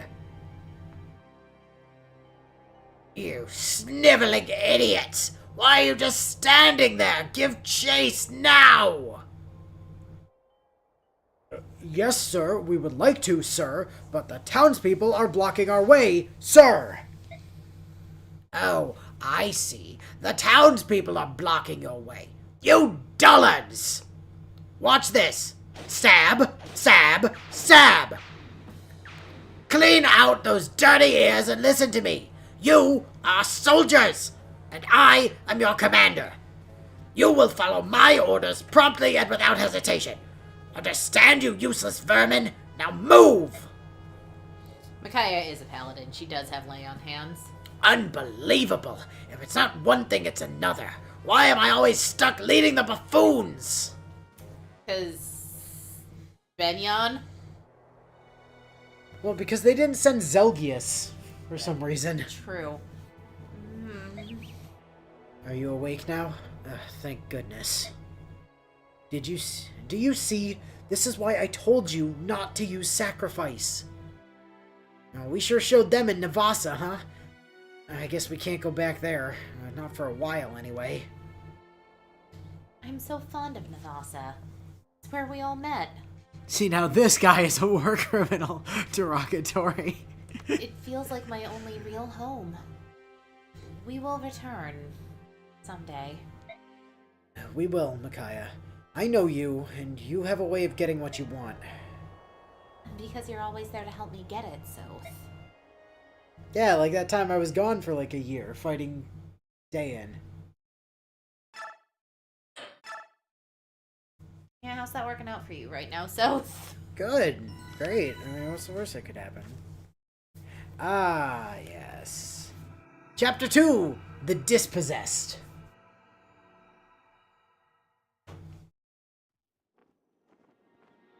Just a quick half mark and we'll be in Kiska. I'd like to stock up there, but Benyon will be on the lookout for us. Let's steer clear of towns for now, unless we want more trouble. Oh, don't tell me! This means another night sleeping on the cold ground with nothing but bugs to keep us warm. Oh, Edward, it's not that bad. The forest is beautiful and serene. I'd almost rather be out here. Right, Yune?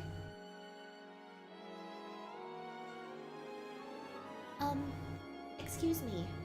Are you people heading to town by any chance? Our abbot is ill.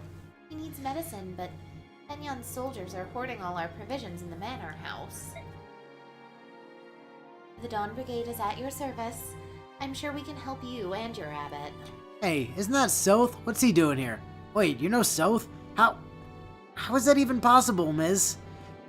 Didn't you only just arrive in my head? Yeah, long story, but anyways, when did he get so jacked? Soth, one of these days you'll be worshipped as a goddess, Micaiah. Micaiah, that won't happen.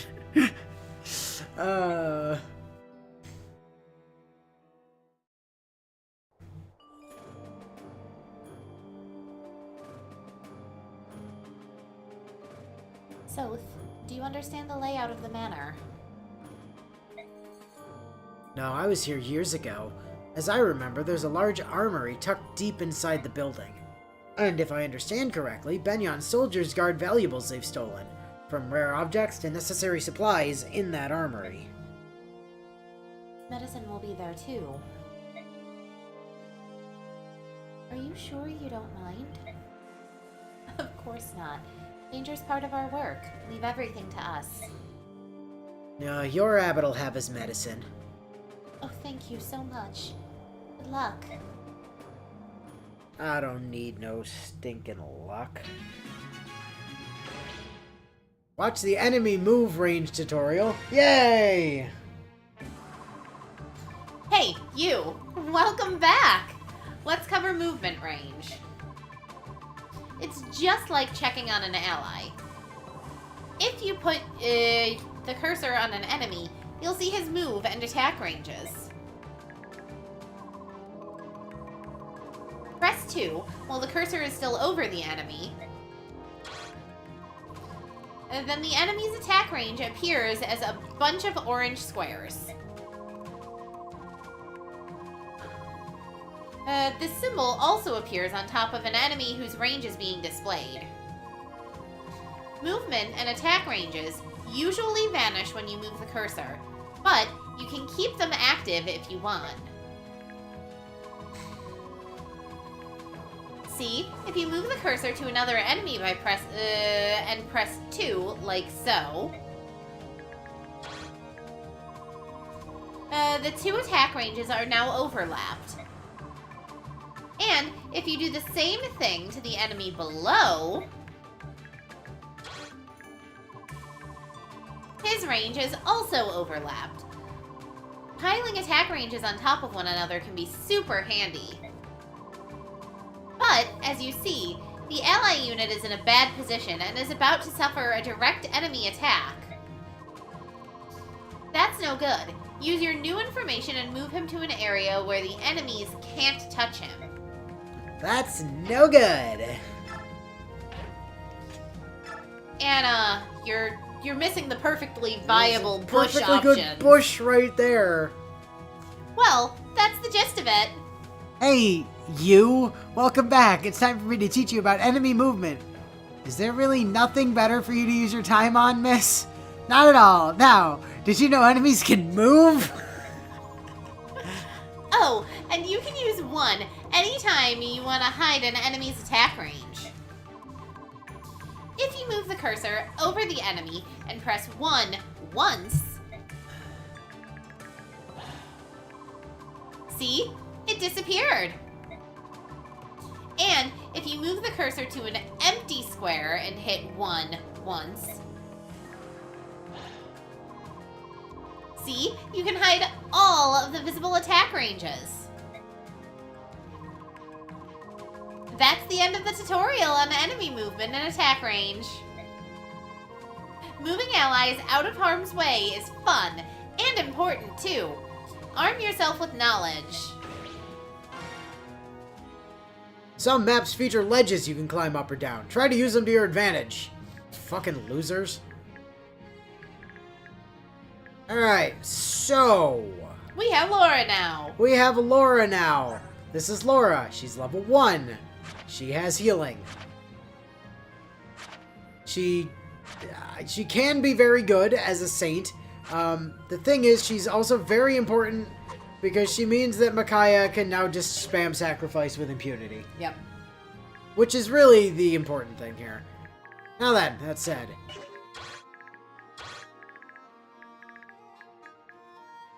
Edward, solo mission! Bio says the sound effect of canceling the area showing an enemy's range really sounds like someone sighing under their breath. That is kill as long as both hit. That's good. It's also a level as long as he hits with both. Which is also good. So, get over there. And whack that man! And bonk. Ouch.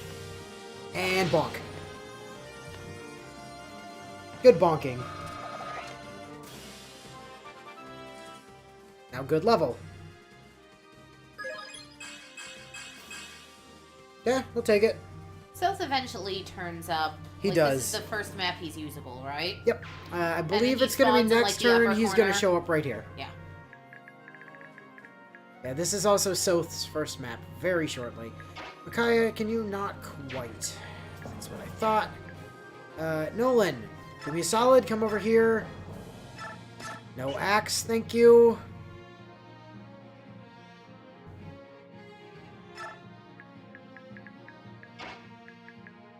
You can't sacrifice from there.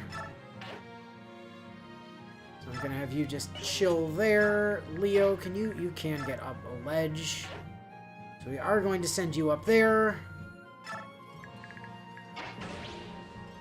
Staves! Ahem. Let's talk about staves. There are many kinds of staves. Some restore HP, some heal abnormal states, and some do other things. The range of a staff depends on which one you use. In most cases,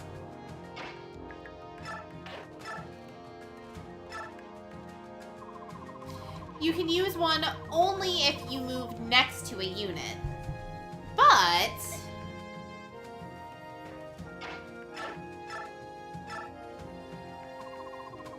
there are some staves that heal allies from a distance, like this. And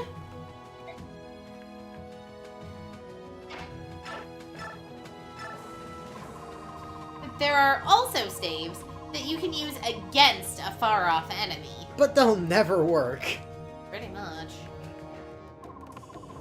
Let me show you how a staff is actually used. Micaiah, I can heal. My abilities are basically a free staff already. This is a heal staff. It's a common staff that restores HP, in case you somehow didn't know what the word heal means. Hey, fun story. You can counterattack with stabs in this game. You just bonk people in the head with it. Yeah, they're bonky weapons. First, move next to an ally and choose Staff from the unit menu. Next, grab a staff and pick a unit to use it on. It's just like attacking with a weapon.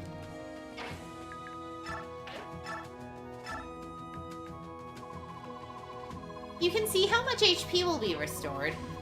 Press 2 and see if you'd like.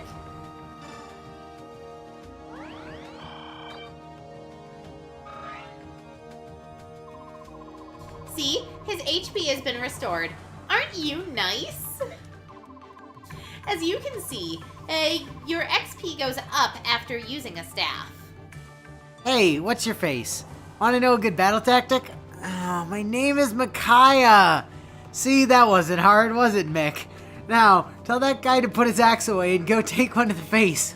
Why? The amount of XP you earn will depend on which staff you use. And while you have a 100% chance of success when using a healing staff, attack staves will sometimes fail. If that happens, you'll earn less EXP than normal. There's an added bonus to equipping a staff. Here, let's take a look.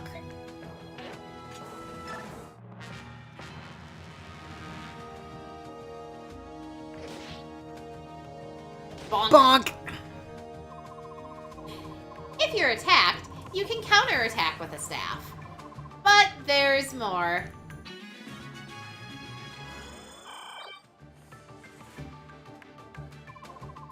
If you have a heal staff equipped, it restores your HP during every player phase. The effect is different, which... That is a poorly written sentence. No, it's not. Oh, with each staff. I was reading it as the effect is different which each staff, and I was like, that's not right.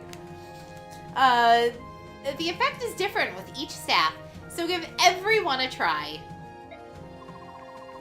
That's all for the staves tutorial. Neat, huh? This is perfectly fine. No, it's not bio. It makes my brain hurt. Yeah, we can't heal up a ledge.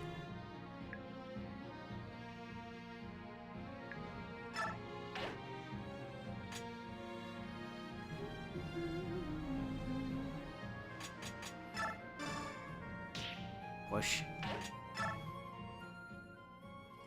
Intruders, you say? What with a full battalion stationed here? The gall and the intrigue. Now listen up, my men. Catch them midstream and fillet them like fish. Delicious, delicious fish. Distant descendant of Flane secretly bears a crest of Sethlene.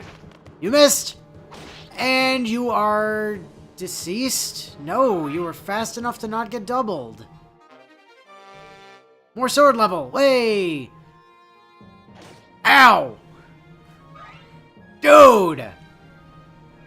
Oh. No. Well, that takes care of the locks. Now I just have to figure out how to get everybody safely up here. No, it's turn 3 that Zoth decides he wants to be a bud. Okay, battle save.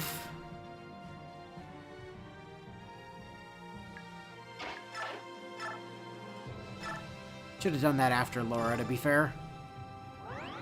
Laura does a heal.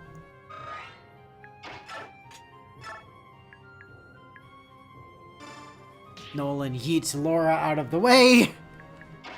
Micaiah. Battle save. Micaiah zaps a dude with light and gets a level.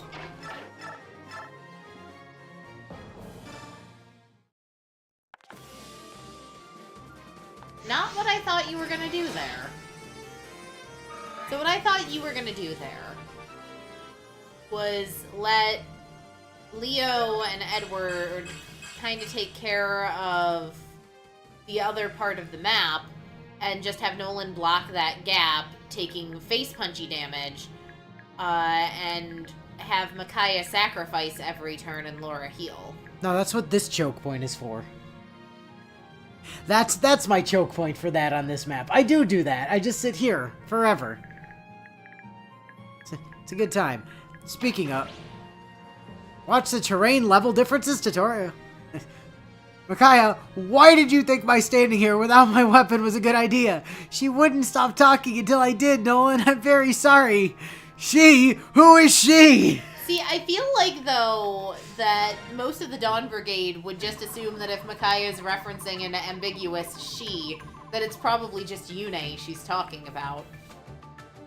Because they know she talks to her bird. Alright. Now, I'll explain a little bit about terrain elevation differences. Take a look at this.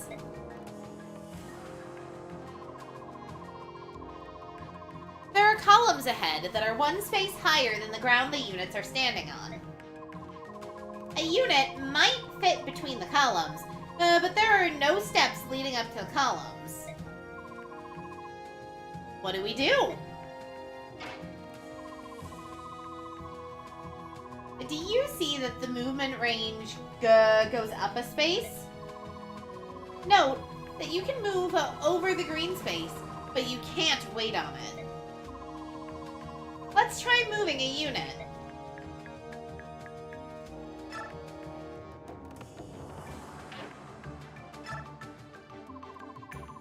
Look, I was able to go up a space. As you can see, there are gaps you can climb over. Use this technique to take a shortcut or get away from the enemy. But be careful. Mounted units can't climb over gaps. Horse-mounted units cannot climb over gaps. Flying units don't give a fuck.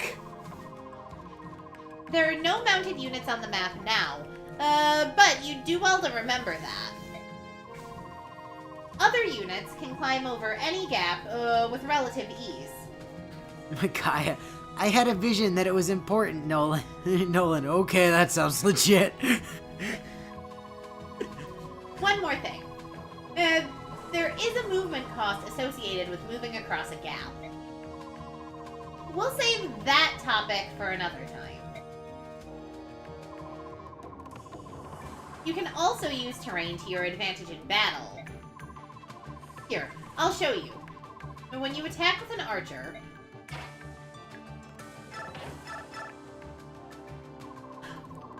from here, might is 9 and hit is 81. If we use the terrain wisely,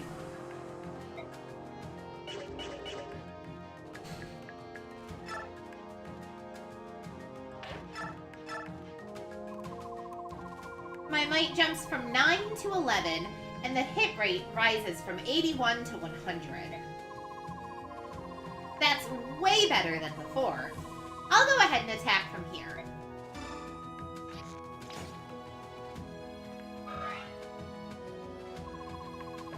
So remember, attacking from higher ground gives a great advantage.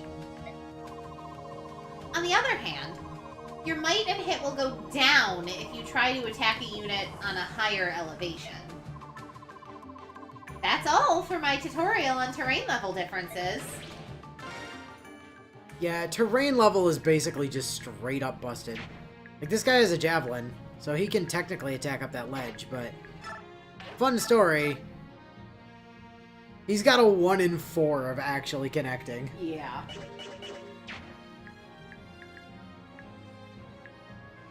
You're Does not. he drop keys? Yes. I was about to say, based purely off his position and my recollection of this map.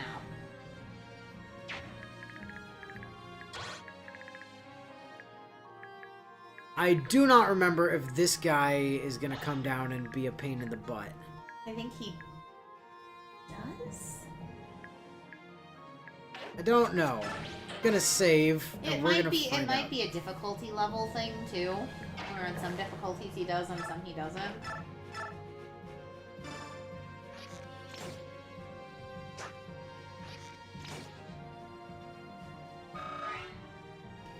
Congratulations, Leo. You're gonna get a kill. Don't you feel special? Hello. Goodbye.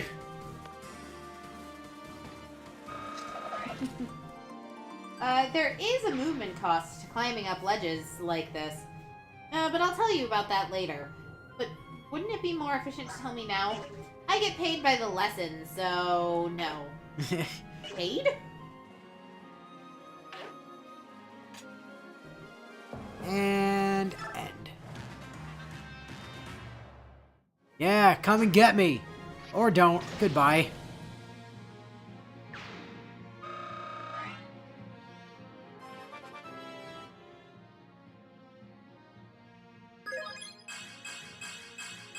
Okay, good. It was actually a reasonable level. Good job, Leo. You did come down. I thought you might. I think he'll be I think he'll be okay. I mean, it's gonna hurt, but it's not gonna kill. Meanwhile, that guy's gonna stab Nolan. Hey, you! How'd you get in here? We are the Dawn Brigade. We go where we please. We're here to reclaim what you've stolen from the people of Dayan. Yeah, sure you are. Hey. Hey, delete that guy.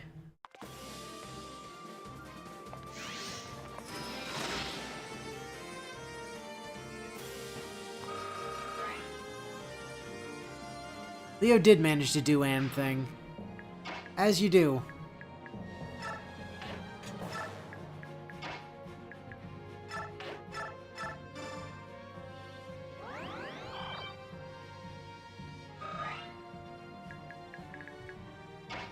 Speaking of Leo doing Anne thing, Leo, this is... Both of these chests are extremely valuable.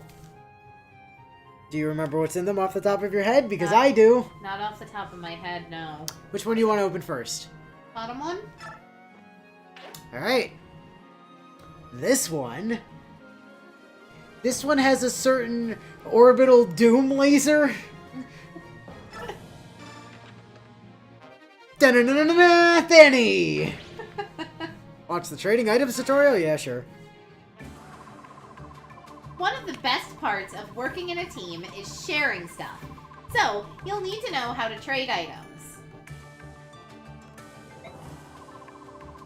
2 allied units can trade items when they're in adjacent spaces. To give you an idea of how this works, let's look at a trade in action. First, move a unit next to the unit you want to trade with. Alright, that's a weird name even by spellbook standards.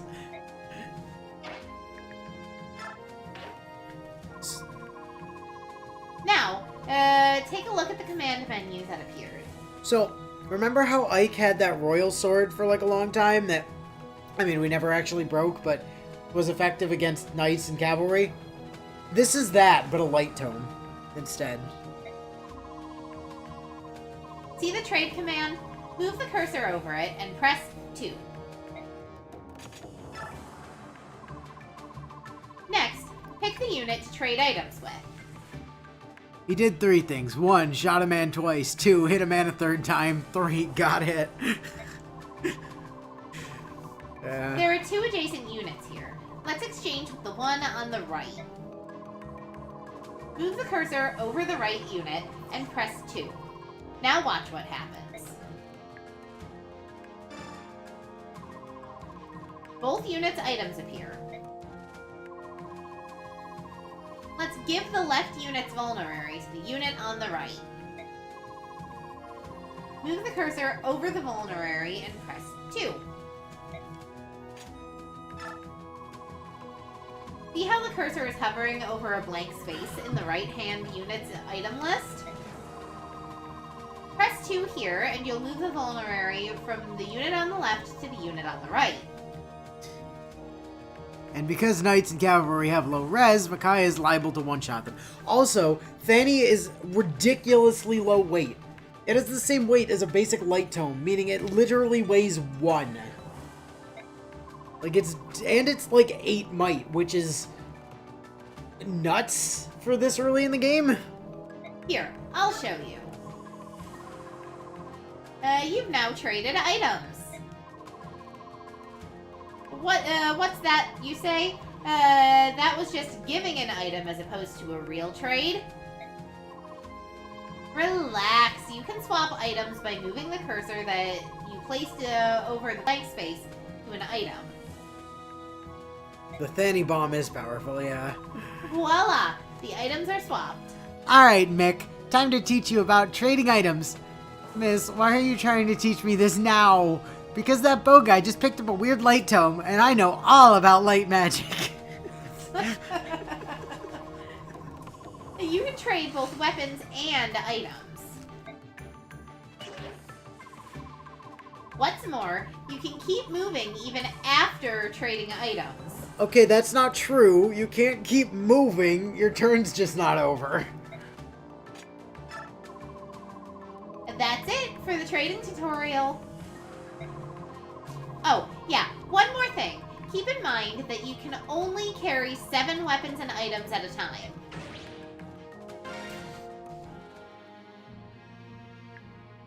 Oh yeah. Your inventory is once again consolidated between weapons and items. But it does mean you can just carry around a bunch of weapons if you really want to. Oh, right, Soth, by the way. He has a card and a bronze dagger and is ridiculously overtuned. Because he's a pre-promote. Because he's a pre-promote. Rogue is a second level class. So yeah, Soth is insane. For like all of part 1, this man will take no damage if he's ever even hit. He's just a wall of death. And if you let him attack things, he'll steal all the experience in the entire world. It's a huge problem. Also, he can, like, make other units attack him instead of other people, which is funny. How does he think he's using the card as a weapon? Gambit from the X-Men or some shit? Yeah, he is our Titania. Except, it's true. we like Titania. We don't like Soth. I mean... Edward! Because you know what? Titania's class skill is Sol. His is fucking Bane. So, funny story about Bane. Remember how I said that a bunch of things were changed name-wise? Uh-huh. Guess what happened with Bane? So, just to touch on a couple things, the Black Knight's, like, signature super move that we were talking about last time was Eclipse, but he actually had Luna in the last game. Well, in this game he also has Luna in Japan, it's just he has a special version of it. Interesting. We just renamed it here. Also, Bane in Japan was called Assassinate. What? And Lethality was called Bane.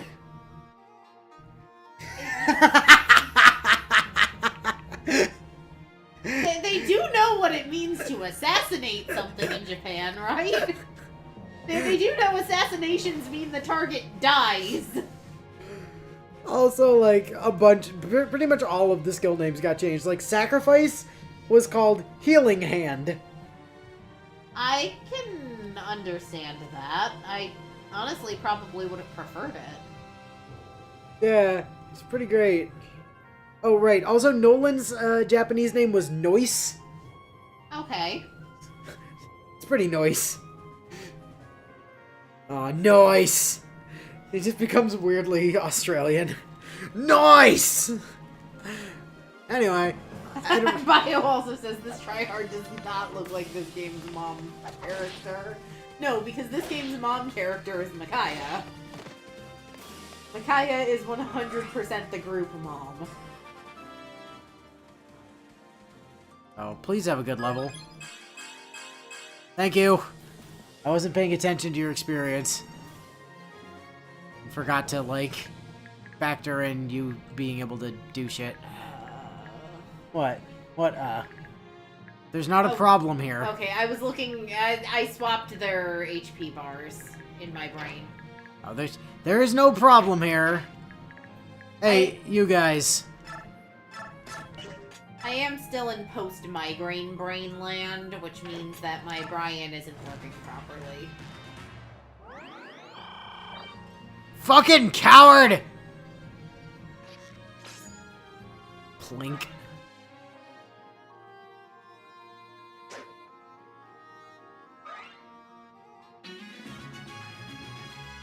So Soth is actually going to get like a shocking amount of experience as we come through here. But he's going to get a bunch of experience because he's just going to be stealing shit from everyone. And that's the other thing that's really important down there. That's the Wind Edge. The Wind Edge is fun because it's a 1-2 range sword that scales off of attack. Yeah. I.e., it's actually good.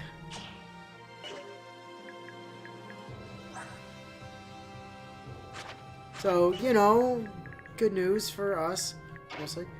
Micaiah, you are missing some HPs there. Nolan, you want to head up there, and Laura cannot get to Edward, so we'll bring Micaiah over here. And then Laura is going to staff Micaiah.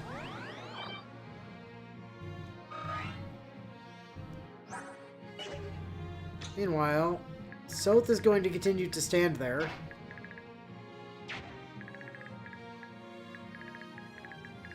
I do need to be careful about Edward, at least a little bit.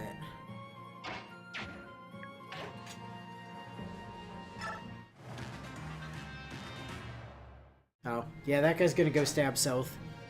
No, he's gonna go try and stab Soth.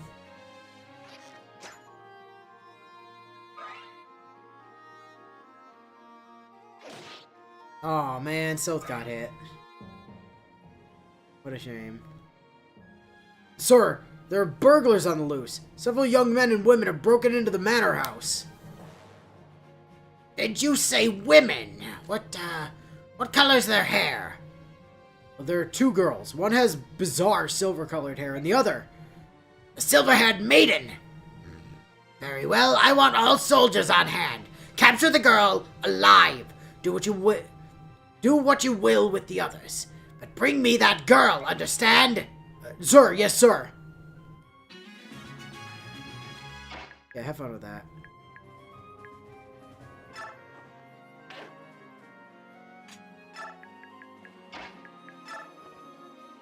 Why didn't you move Edward first? Because he's going up there. I would have just stalled another turn and let Micaiah heal Edward on this turn.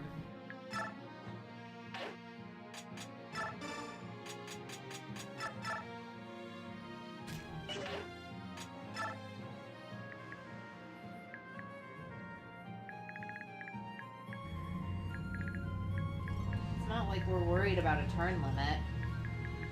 I mean, we do get more bonus experience if we go a little bit faster, but...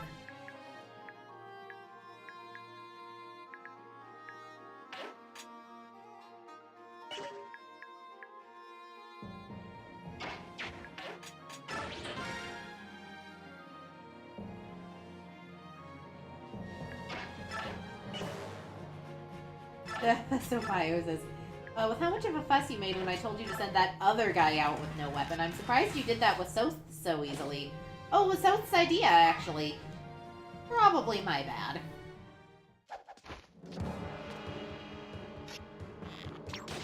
Ow.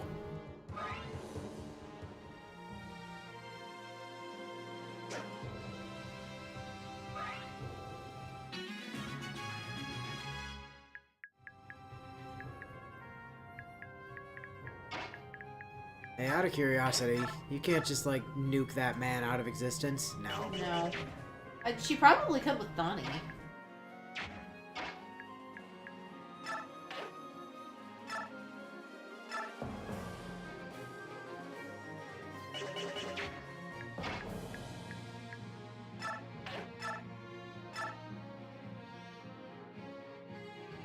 That's only 18, right? -5, yes. Excellent.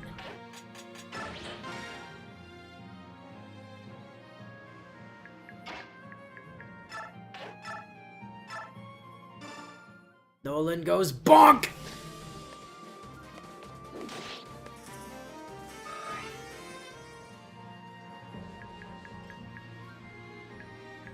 I don't think that's a kill for Micaiah, but I'm going to be extremely safe here.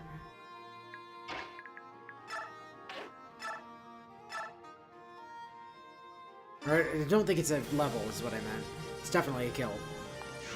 I knew what you meant. I did debate calling you out on it, though.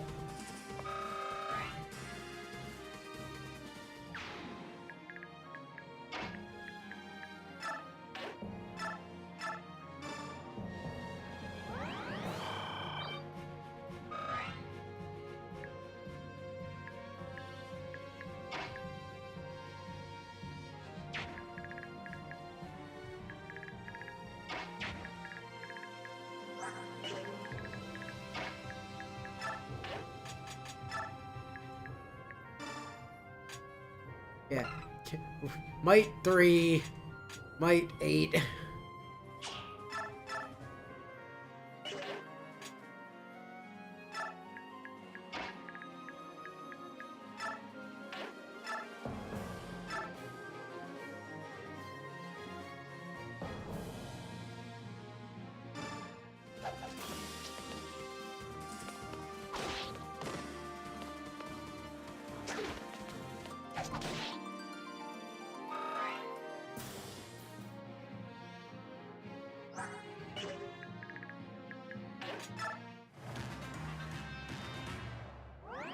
Coward!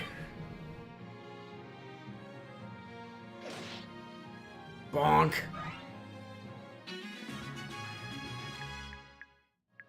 Alright, so...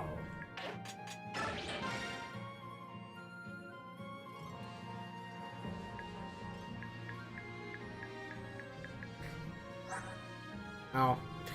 That guy's been using an iron axe on us. Oh well. Oh yeah, we gotta make sure we open that chest too. Yeah. Do you remember what's in there? I don't. It's stat drugs.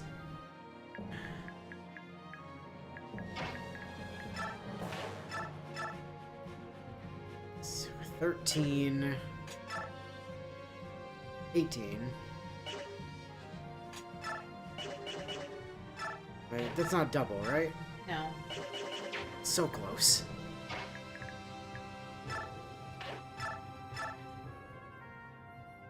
That'll do it. Well, although Leo also doubles. Yeah. But it's not gonna kill. Just pointing it out because you didn't notice the last time. Yeah, that's still only 14.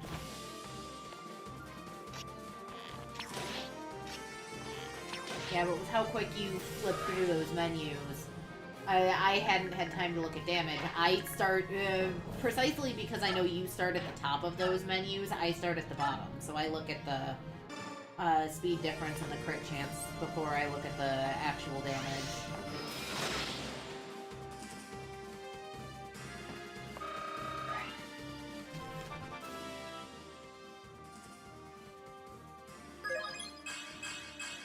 Oh, no, no, no, no, no. Nope. Incorrect. It was only 3 stats, Mickey. And drugs would have been my first guess, given how many dudes are in front of it. Laura, you know it's weird that I'm here right now? Like, I'm a cleric. Why am I fighting alongside you here? Because we're trying to save your abbot, dumbass.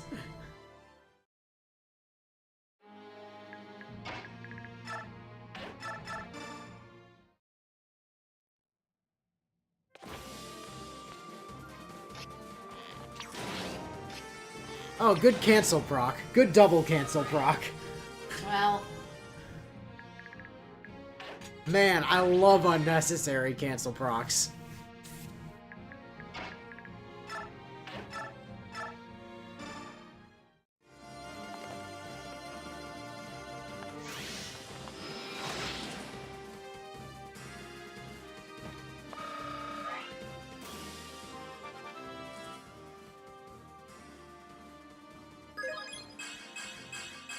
That's better. That's much better. Yeah, dude, I also tremendously love this game. It's my favorite Fire Emblem. and Like, yes, easily. we're live. No, this is all pre-recorded. Blatantly. Don't listen to her. She's crazy. She doesn't know what she's talking You'll about. often hear us read things, bio posts in chat verbatim. And it's also my favorite Fire Emblem game as well. So I stand by my statement. Micaiah is and will likely remain my favorite Fire Emblem lord, although I am partial to Celica as well.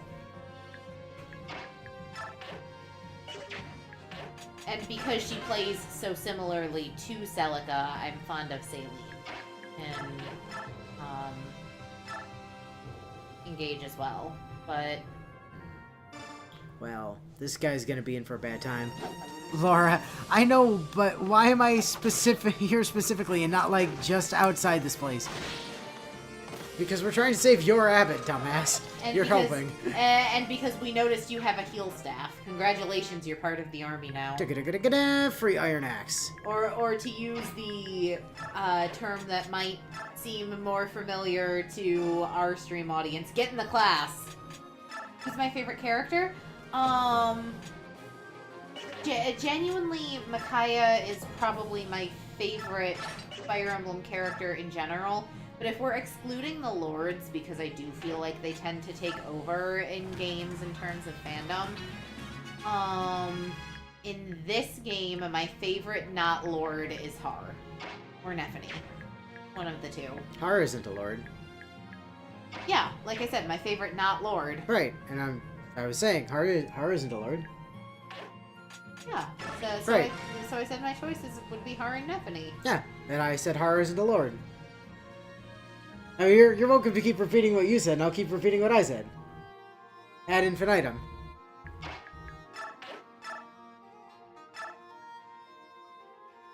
Well, goodbye, that guy. Give me your steel bow. Thank you. In just the Fire Emblem games in general, my favorite non-lord character... I mean... objectively is Sothis. But if we're talking playable character...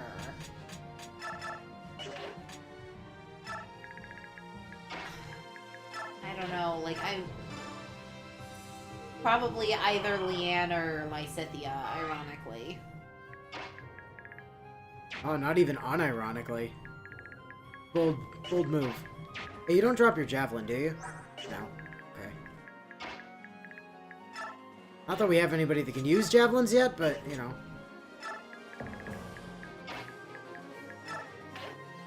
Laura, do the thing.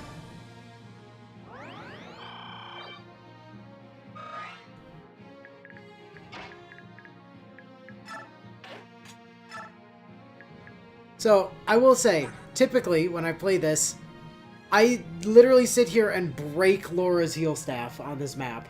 Yeah, I mean, we could. I don't think I'm going to, because stream, but... that is often a thing that I do, is just sit here and break Laura's heal staff.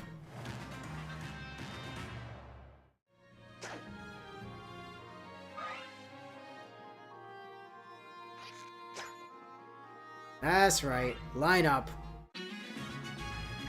Line up in front of South and, like, try to kill him.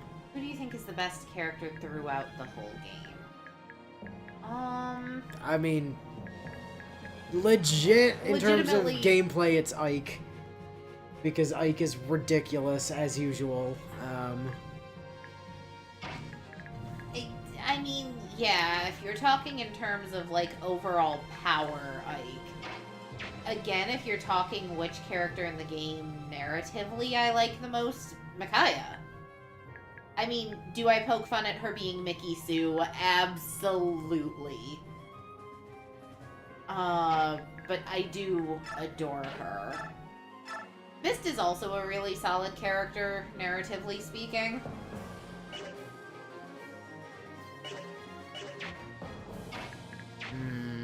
Time to have some fun with this. Because I'm pretty sure that we can't attack through the solid walls. Yes.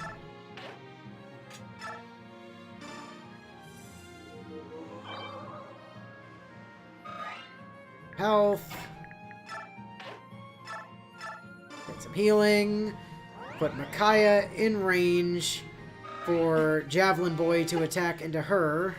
So Bio says, wait, you guys don't have anyone who can use spears? Weird. What's so strange about that, miss? Well, both of the last groups I've been in had murder blenders on staff. Should I even ask? Oh yeah, they tried to attack Micaiah and they got Soth instead. Right. Micaiah's actually untouchable right there. I mean, technically, it's not a guaranteed trigger, I don't think. So skill, it's just got a fairly high chance.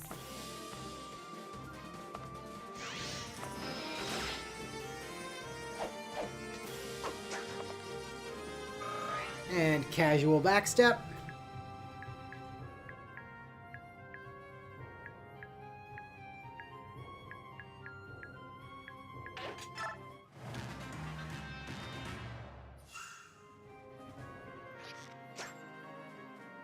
But also, they're going to be more inclined to attack Soth anyway, because he can't attack them back.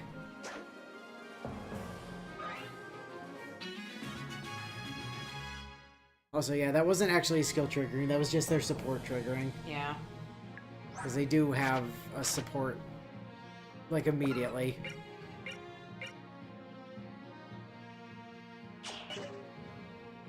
And it's, like, really good, like, attack +2, hit +8, avoid +15, crit I think they have an A already. Is that always the case? Yeah, they have an A the entire game.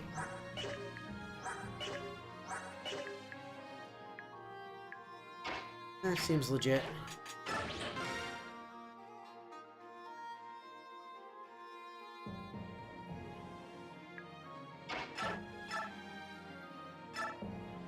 Kaya! Delete and get level, please. Oh, crit, nice. Crit animations are so fucking boss in this game. Oh, especially the light ones.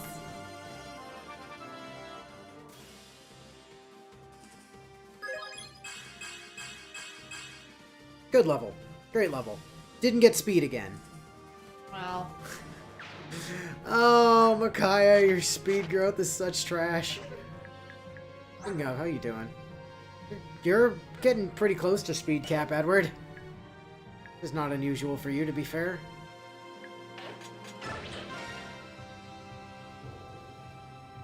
Speaking of caps, hey, Edward. Yeah, I thought you might. Hello. Goodbye. Level 10 for Edward, please.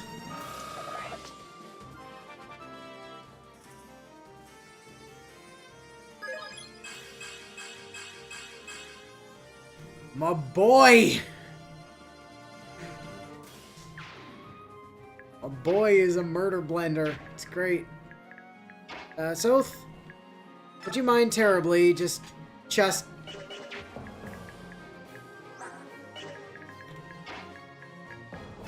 Would you mind terribly yoinking that dude's vulnerary off of him?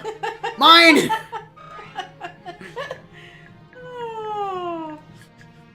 Fuck you, mine! thieves. Oh, you also have a vulnerary I could steal.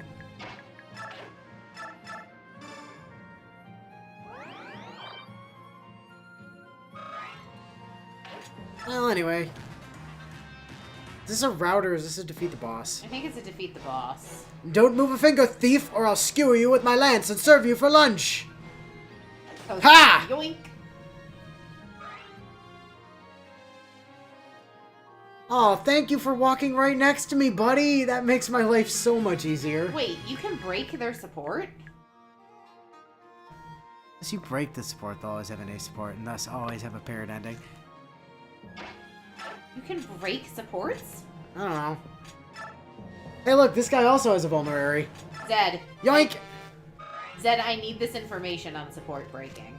And more importantly, if you break her support with Soth, can you then get her a paired ending with Edward? Now quick, reverse pick Kohaga a grenade into his inventory when he isn't looking. That would be clever of him. No, it's a route. This is a route. Oh. Well, that's cool. Edward, could you possibly be a dear and delete that guy for me? Although we definitely want a battle save before that, because we want to make sure that we get the chest. 10 to... That doesn't kill. Fascinating. I mean, unless he crits. Not that that's a bad thing, necessarily. It's just kind of surprising. Smack. Ow. Smack. I, too, never looked at the corner of the screen to see what mission type this was, so I had also assumed it was a boss kill.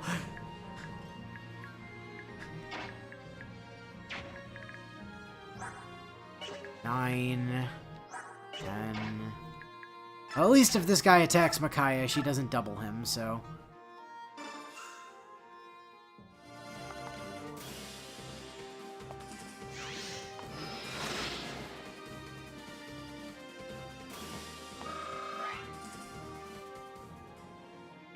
That guy is now made of death. 9.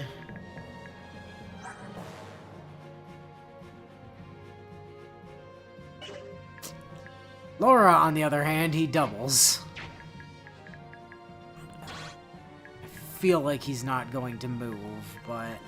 Just move Nolan in front of her. Problem solved. Well, Nolan can get there.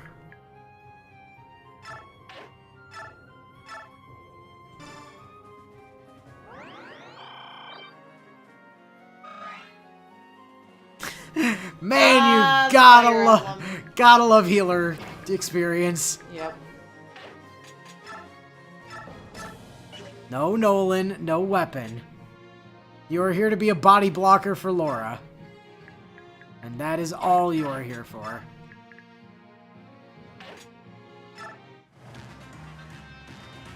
Ah, you've decided to attack Nolan. Ow. Rude. Alright, couple things. Yoink! Give me that energy drop. Thing the next. That'll save.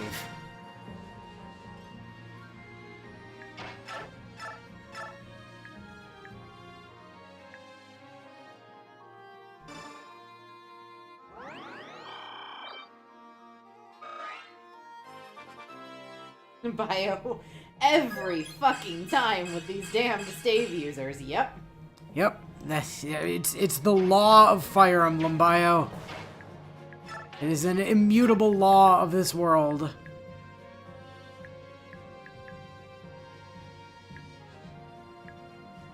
Aw. Well, thank you for researching anyway, Zed. So Zed said yes, characters can only support with one person in this game.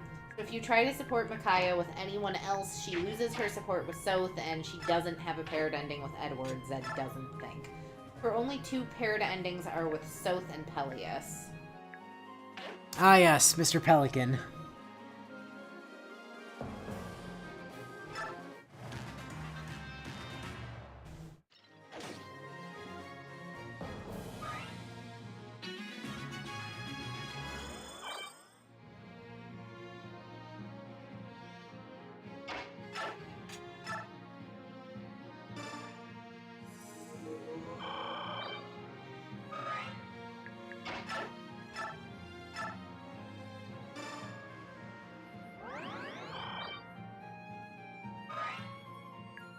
So here's a fun game we can play. I call it Watch Nolan Get Stabbed.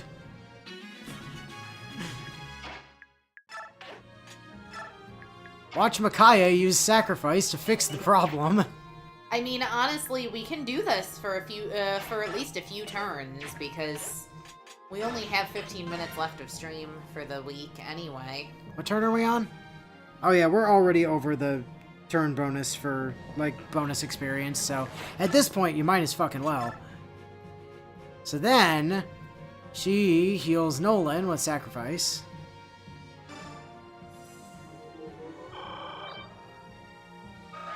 And then Laura heals Micaiah with a heal staff.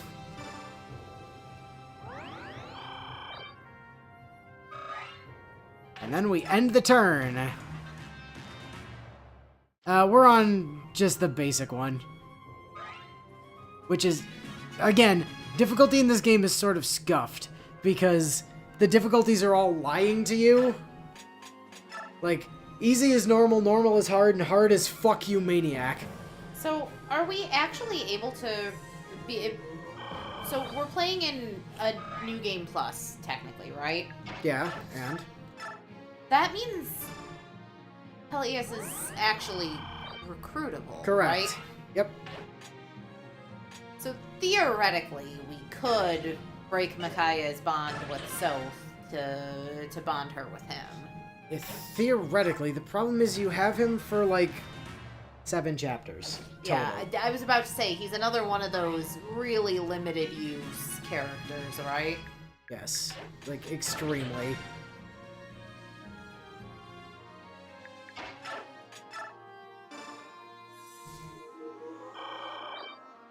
Which is a shame, because I think from, like, a narrative standpoint, I'd probably like her and Peleus better than her and Soph. There's also a really interesting little fact about the type of magic Peleus can use.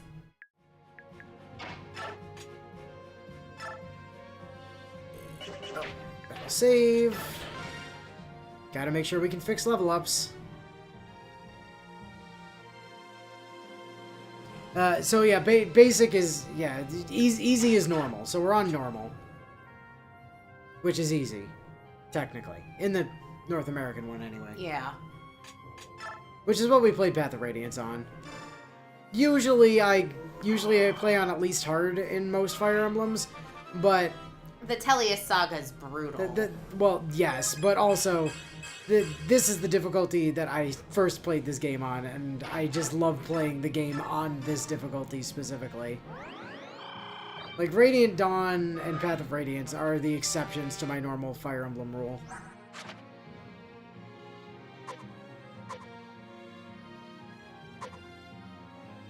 Edward almost up to an A in swords already. Which is capped for Myrmidon, I believe. Don't believe you're allowed to get your S in swords as a Myrm.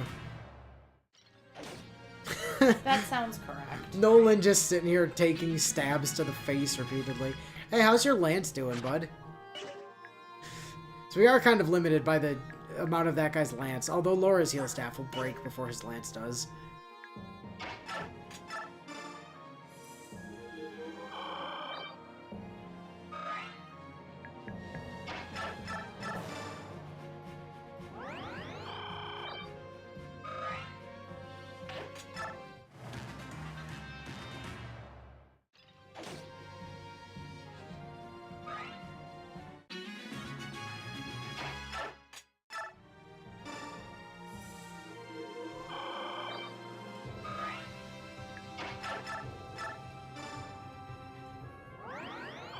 Man, I love this abuse loop. There's a lovely simplicity to abuse loops like this. Although, wouldn't it make more sense to put Edward where Nolan is? Because then Edward's at least gaining 1 EXP a turn. Yeah, but I don't mind Nolan getting, like, some experience this way. And he's tankier than Edward, I believe. Nope. Same defense. They're both at 9. More health, though.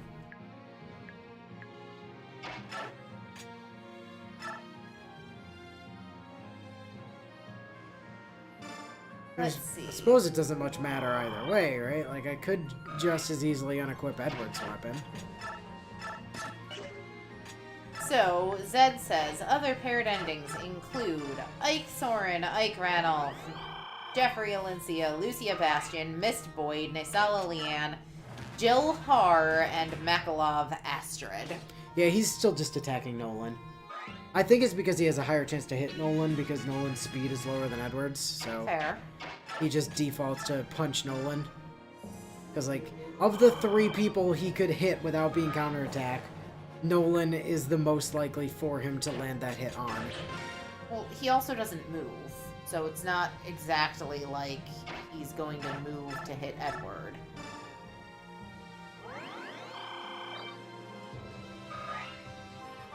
Just because he hasn't moved doesn't mean he can't.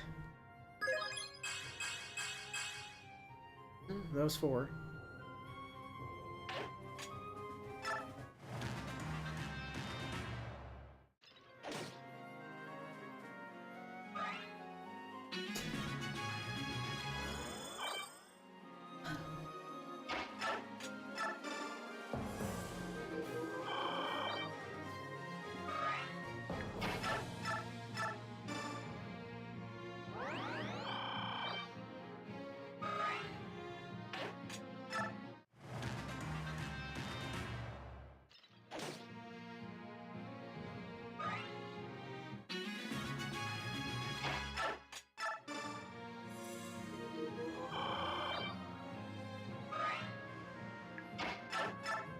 Micaiah really does need the experience from this, though, so... Yeah, she really does.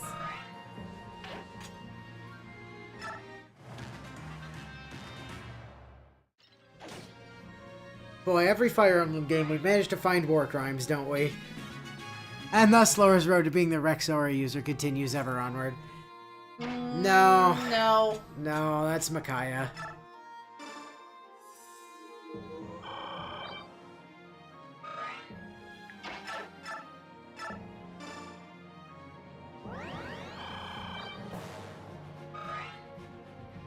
Besides, her light... This is not Path of Radiance. Light and tome... or... Light and staff are independent of each other, weapon rank-wise. Oops. Don't do that.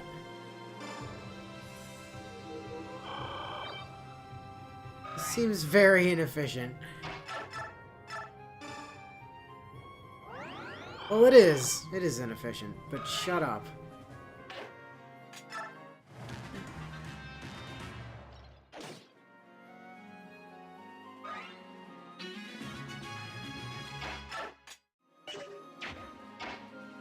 Ooh, 83. How much experience are we getting per use of sacrifice? I've not been paying attention. I haven't either. 10. Yeah, we are limited on how long we can do this by Laura's heal staff, basically.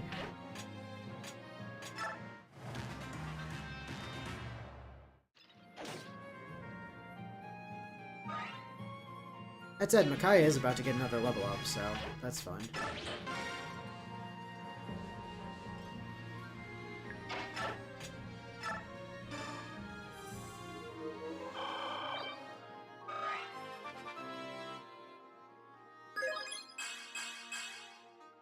Nope. Ooh, nope. Incorrect. We're resetting that one. See how that was only 3 stats there, Mickey? You gotta do better than that. Gots to do better than that.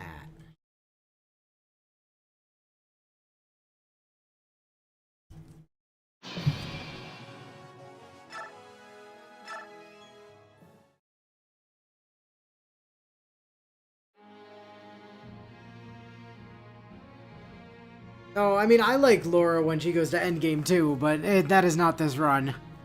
Because do we really need to subject Nolan to so many wounds like this? Pulling a reverse Costas on this guy is the easiest way to power level, so you'll thank me later. Pulling up... what? On him? One of those stats was defense, but it wasn't at least 4 stats. We have rules.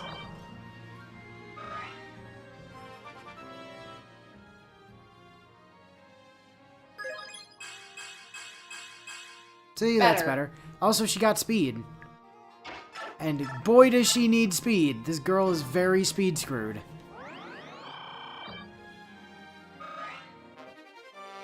Yay, more staff.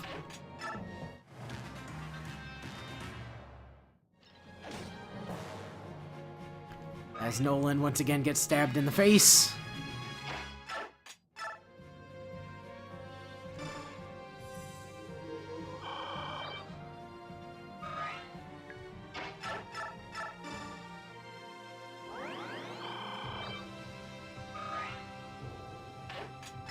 Actually, come to think of it, it's slightly less experience than a heal staff, because a heal staff is 11 as opposed to 10. Yeah, well.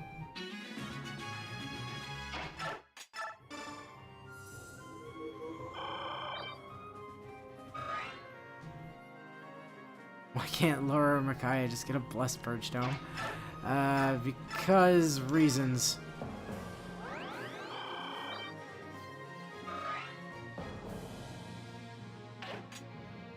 I mean, honestly, the real issue is the experience that there is to go around during part 1. Yeah, Like we had a choice to make when we started this. We're like, we can afford really to bring like one non-essential member of Micaiah's group.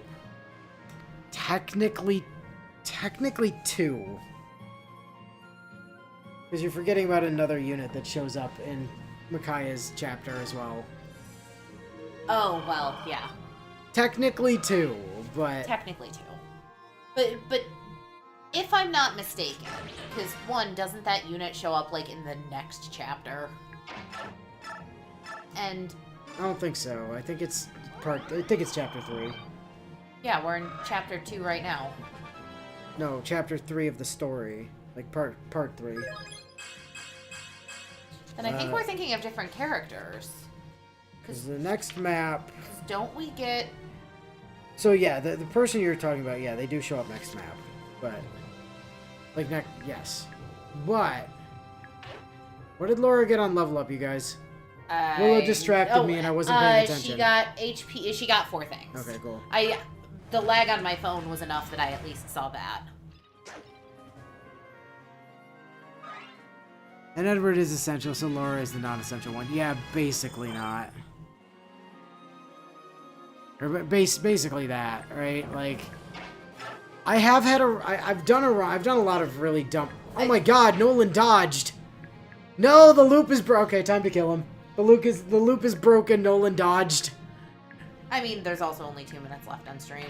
Micaiah can get the kill though. She does have Thani. Yep, that's what you always do to this guy. Is you Thani him. Now, for anyone that's curious about Thani and why it's a bomb, the silver-haired maiden. I've got you. Lucky for you, Jared wants you alive, but there's no escaping now. I'm afraid I'll have to disappoint you. Oh, how pompous. Try to disappoint me and I'll break both your arms.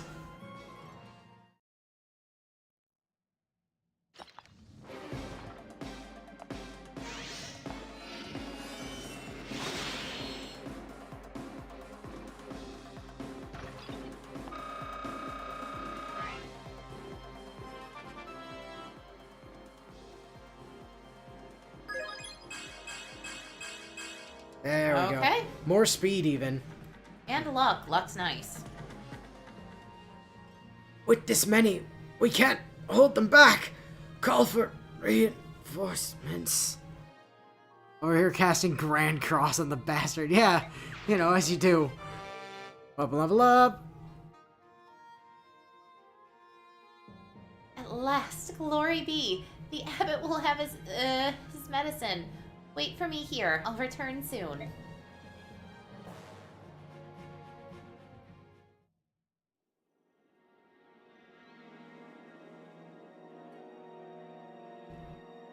Well done, everybody. Are we all present and accounted for? Wait, Laura's missing.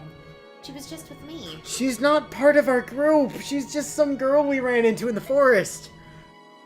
Whatever. Let's split up and search for her. Micaiah, you come with me. The forest is huge. We can cover more ground if we search individually. Yeah, but... Let's rendezvous at Kunu Swamp in 3 marks' time. Actually, come to think of it. So we've got, in addition to Micaiah and Edward, we have 2 other units from Part 1 that we're already bringing. So we get one that shows up next chapter, and then we get another one that shows up, you know, I think the chapter or 2 later? You've just forgotten that they're in Part 1. Clearly.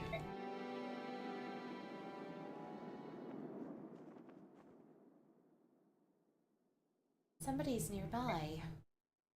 You sensed me, did you? Yeah. Where is Laura? And you saw through my ruse. You're as clever as they say, my dear. You even came alone. How brave of you. Was that to give your friends a chance to escape? What a thoughtful little thing you are. Micaiah, don't come any closer. Laura, what happened? It's fine, I got you the medicine like I said. No, I meant, why do you have an A rank in staves? You're only gone for an hour. Oh, that. Laura, let her go. She isn't one of us. Now you know I can't do that. She's a valuable hostage, just like you. No, Yune, fly away. Ah, dratted bird. Yes, get that mangy flying bag of bones out of here before I squash it like a fly. How annoying. Enough of this. Back to the castle. As long as we have these 2, the others don't matter. Sir, all hands withdraw. Got a bad feeling about this. Oh, she said the Star Wars.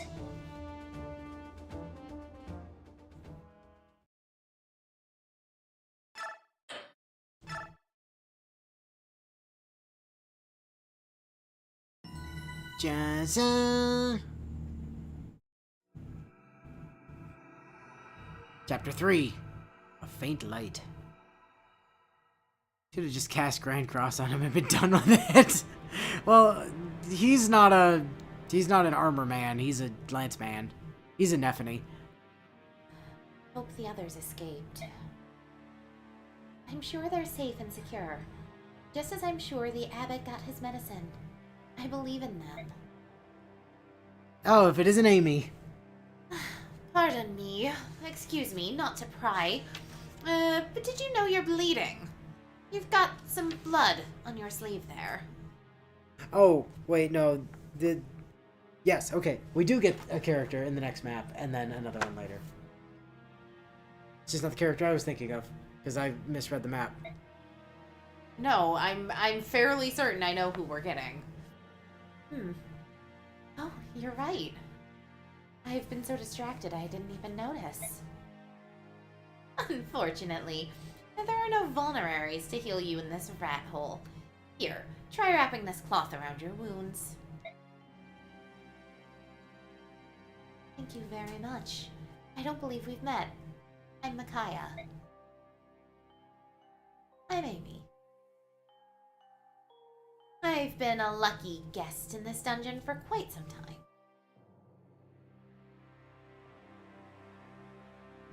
Still hard for a guy to chase after you when you've exploded the legs off his body. Yeah, I guess.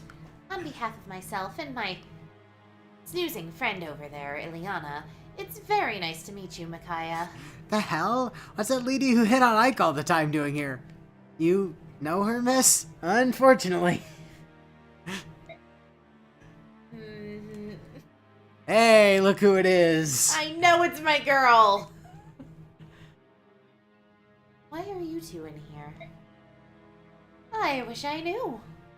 I belong to a merchant caravan that was passing through en route to the market to the next market day. When we arrived here, we were brought to this charming prison against our will. Now we await the general's pleasure. Gross. See, well, that doesn't sound good. How unfortunate. I know that face. So do you guys I. recognize that face, right? Look, it's Kurth. Yep. It's Prince Kurth Naga. Yeah, we met him last game. It's not spoiling anything. So you can talk. You've been so quiet over there. I'd assumed you simply didn't speak our language. You must speak cursive. Oh, how did you get thrown in jail, you lazy glutton? If you wish, you may use this salve on your wound. It's an infusion of olivine grass. Olivine grass? I've never heard of it. Are you sure it's safe? It's unquestionably safe. And effective. Thank you most kindly. I'll try it. Well, aren't you the trusting one? Are you honestly comfortable applying a strange medicine to your wounds? He seems like a reasonable fellow. I am. I know it will work. Thank you for sharing your medicine. Oh, you're welcome. I hear something. In before Soth. Oh, there you are. Soth! Yune, I'm glad you're both alright. Sorry it took so long to get here.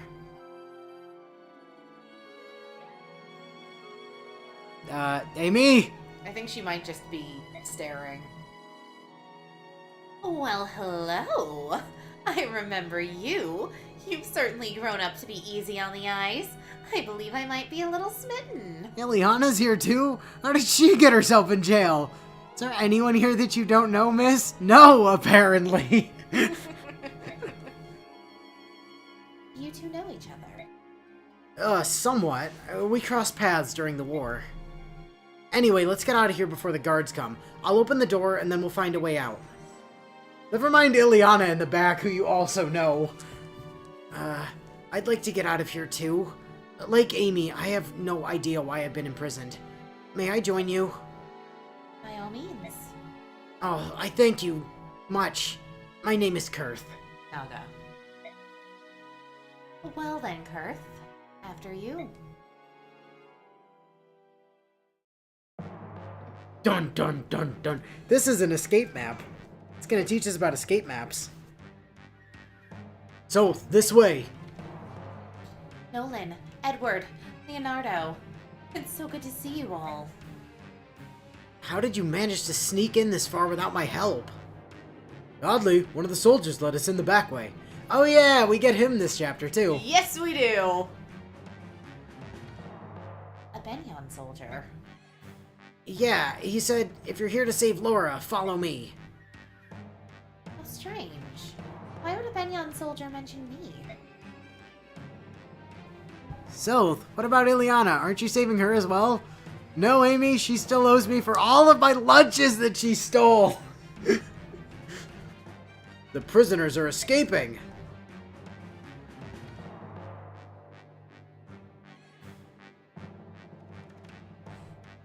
Surprise, surprise. They found us. While I was in the armory, I borrowed a few tomes and staves.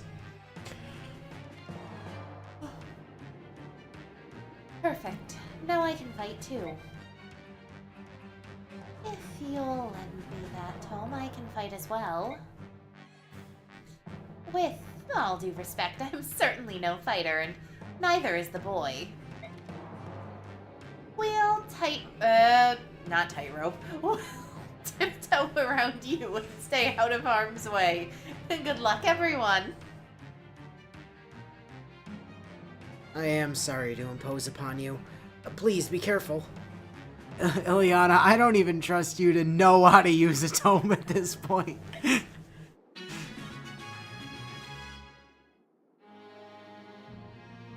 Alright.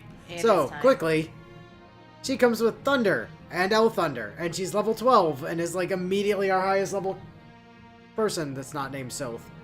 And is, and almost has as much magic now as she did at Endgame last game. Distressingly true, yes. She still has Shade, in case you were curious. Yeah, no, I knew that. We also have Kurth, who is a Bjork. which Shit. we objectively know to be false from the last game. This man is a dragon. Bullshit. And we have You're Amy, so Bjork. who's a vendor, but she's mag-capped, so good for her.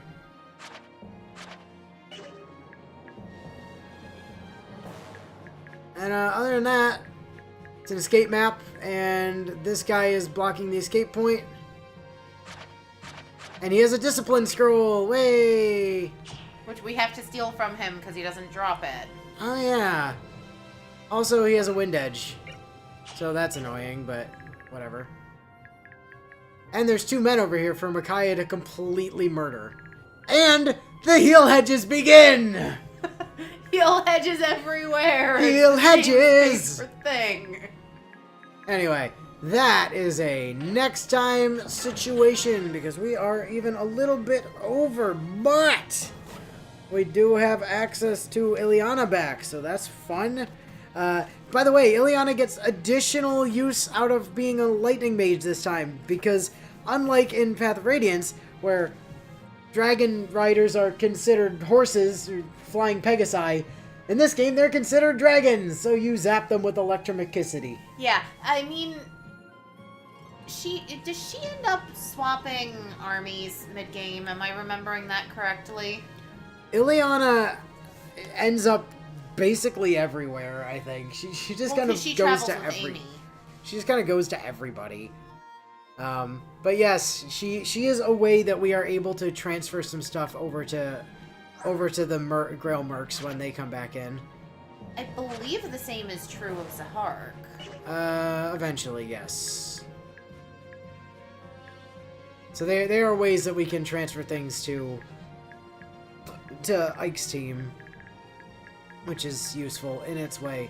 But yeah, we gotta kill this guy, escape down there. We have to steal from him first. Wait, this is not an escape map unless you're on hard mode.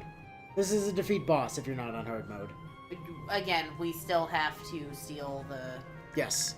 ability scroll from him because it does not drop. Yep, we just have Soth yoink that off of his person. There's also an herb that we can steal off that merm, and a vulnerary we can steal off that guy. I'm Another less vulnerary. concerned about stealing that sort of stuff. Like, There's a hand axe we can steal off of that dude.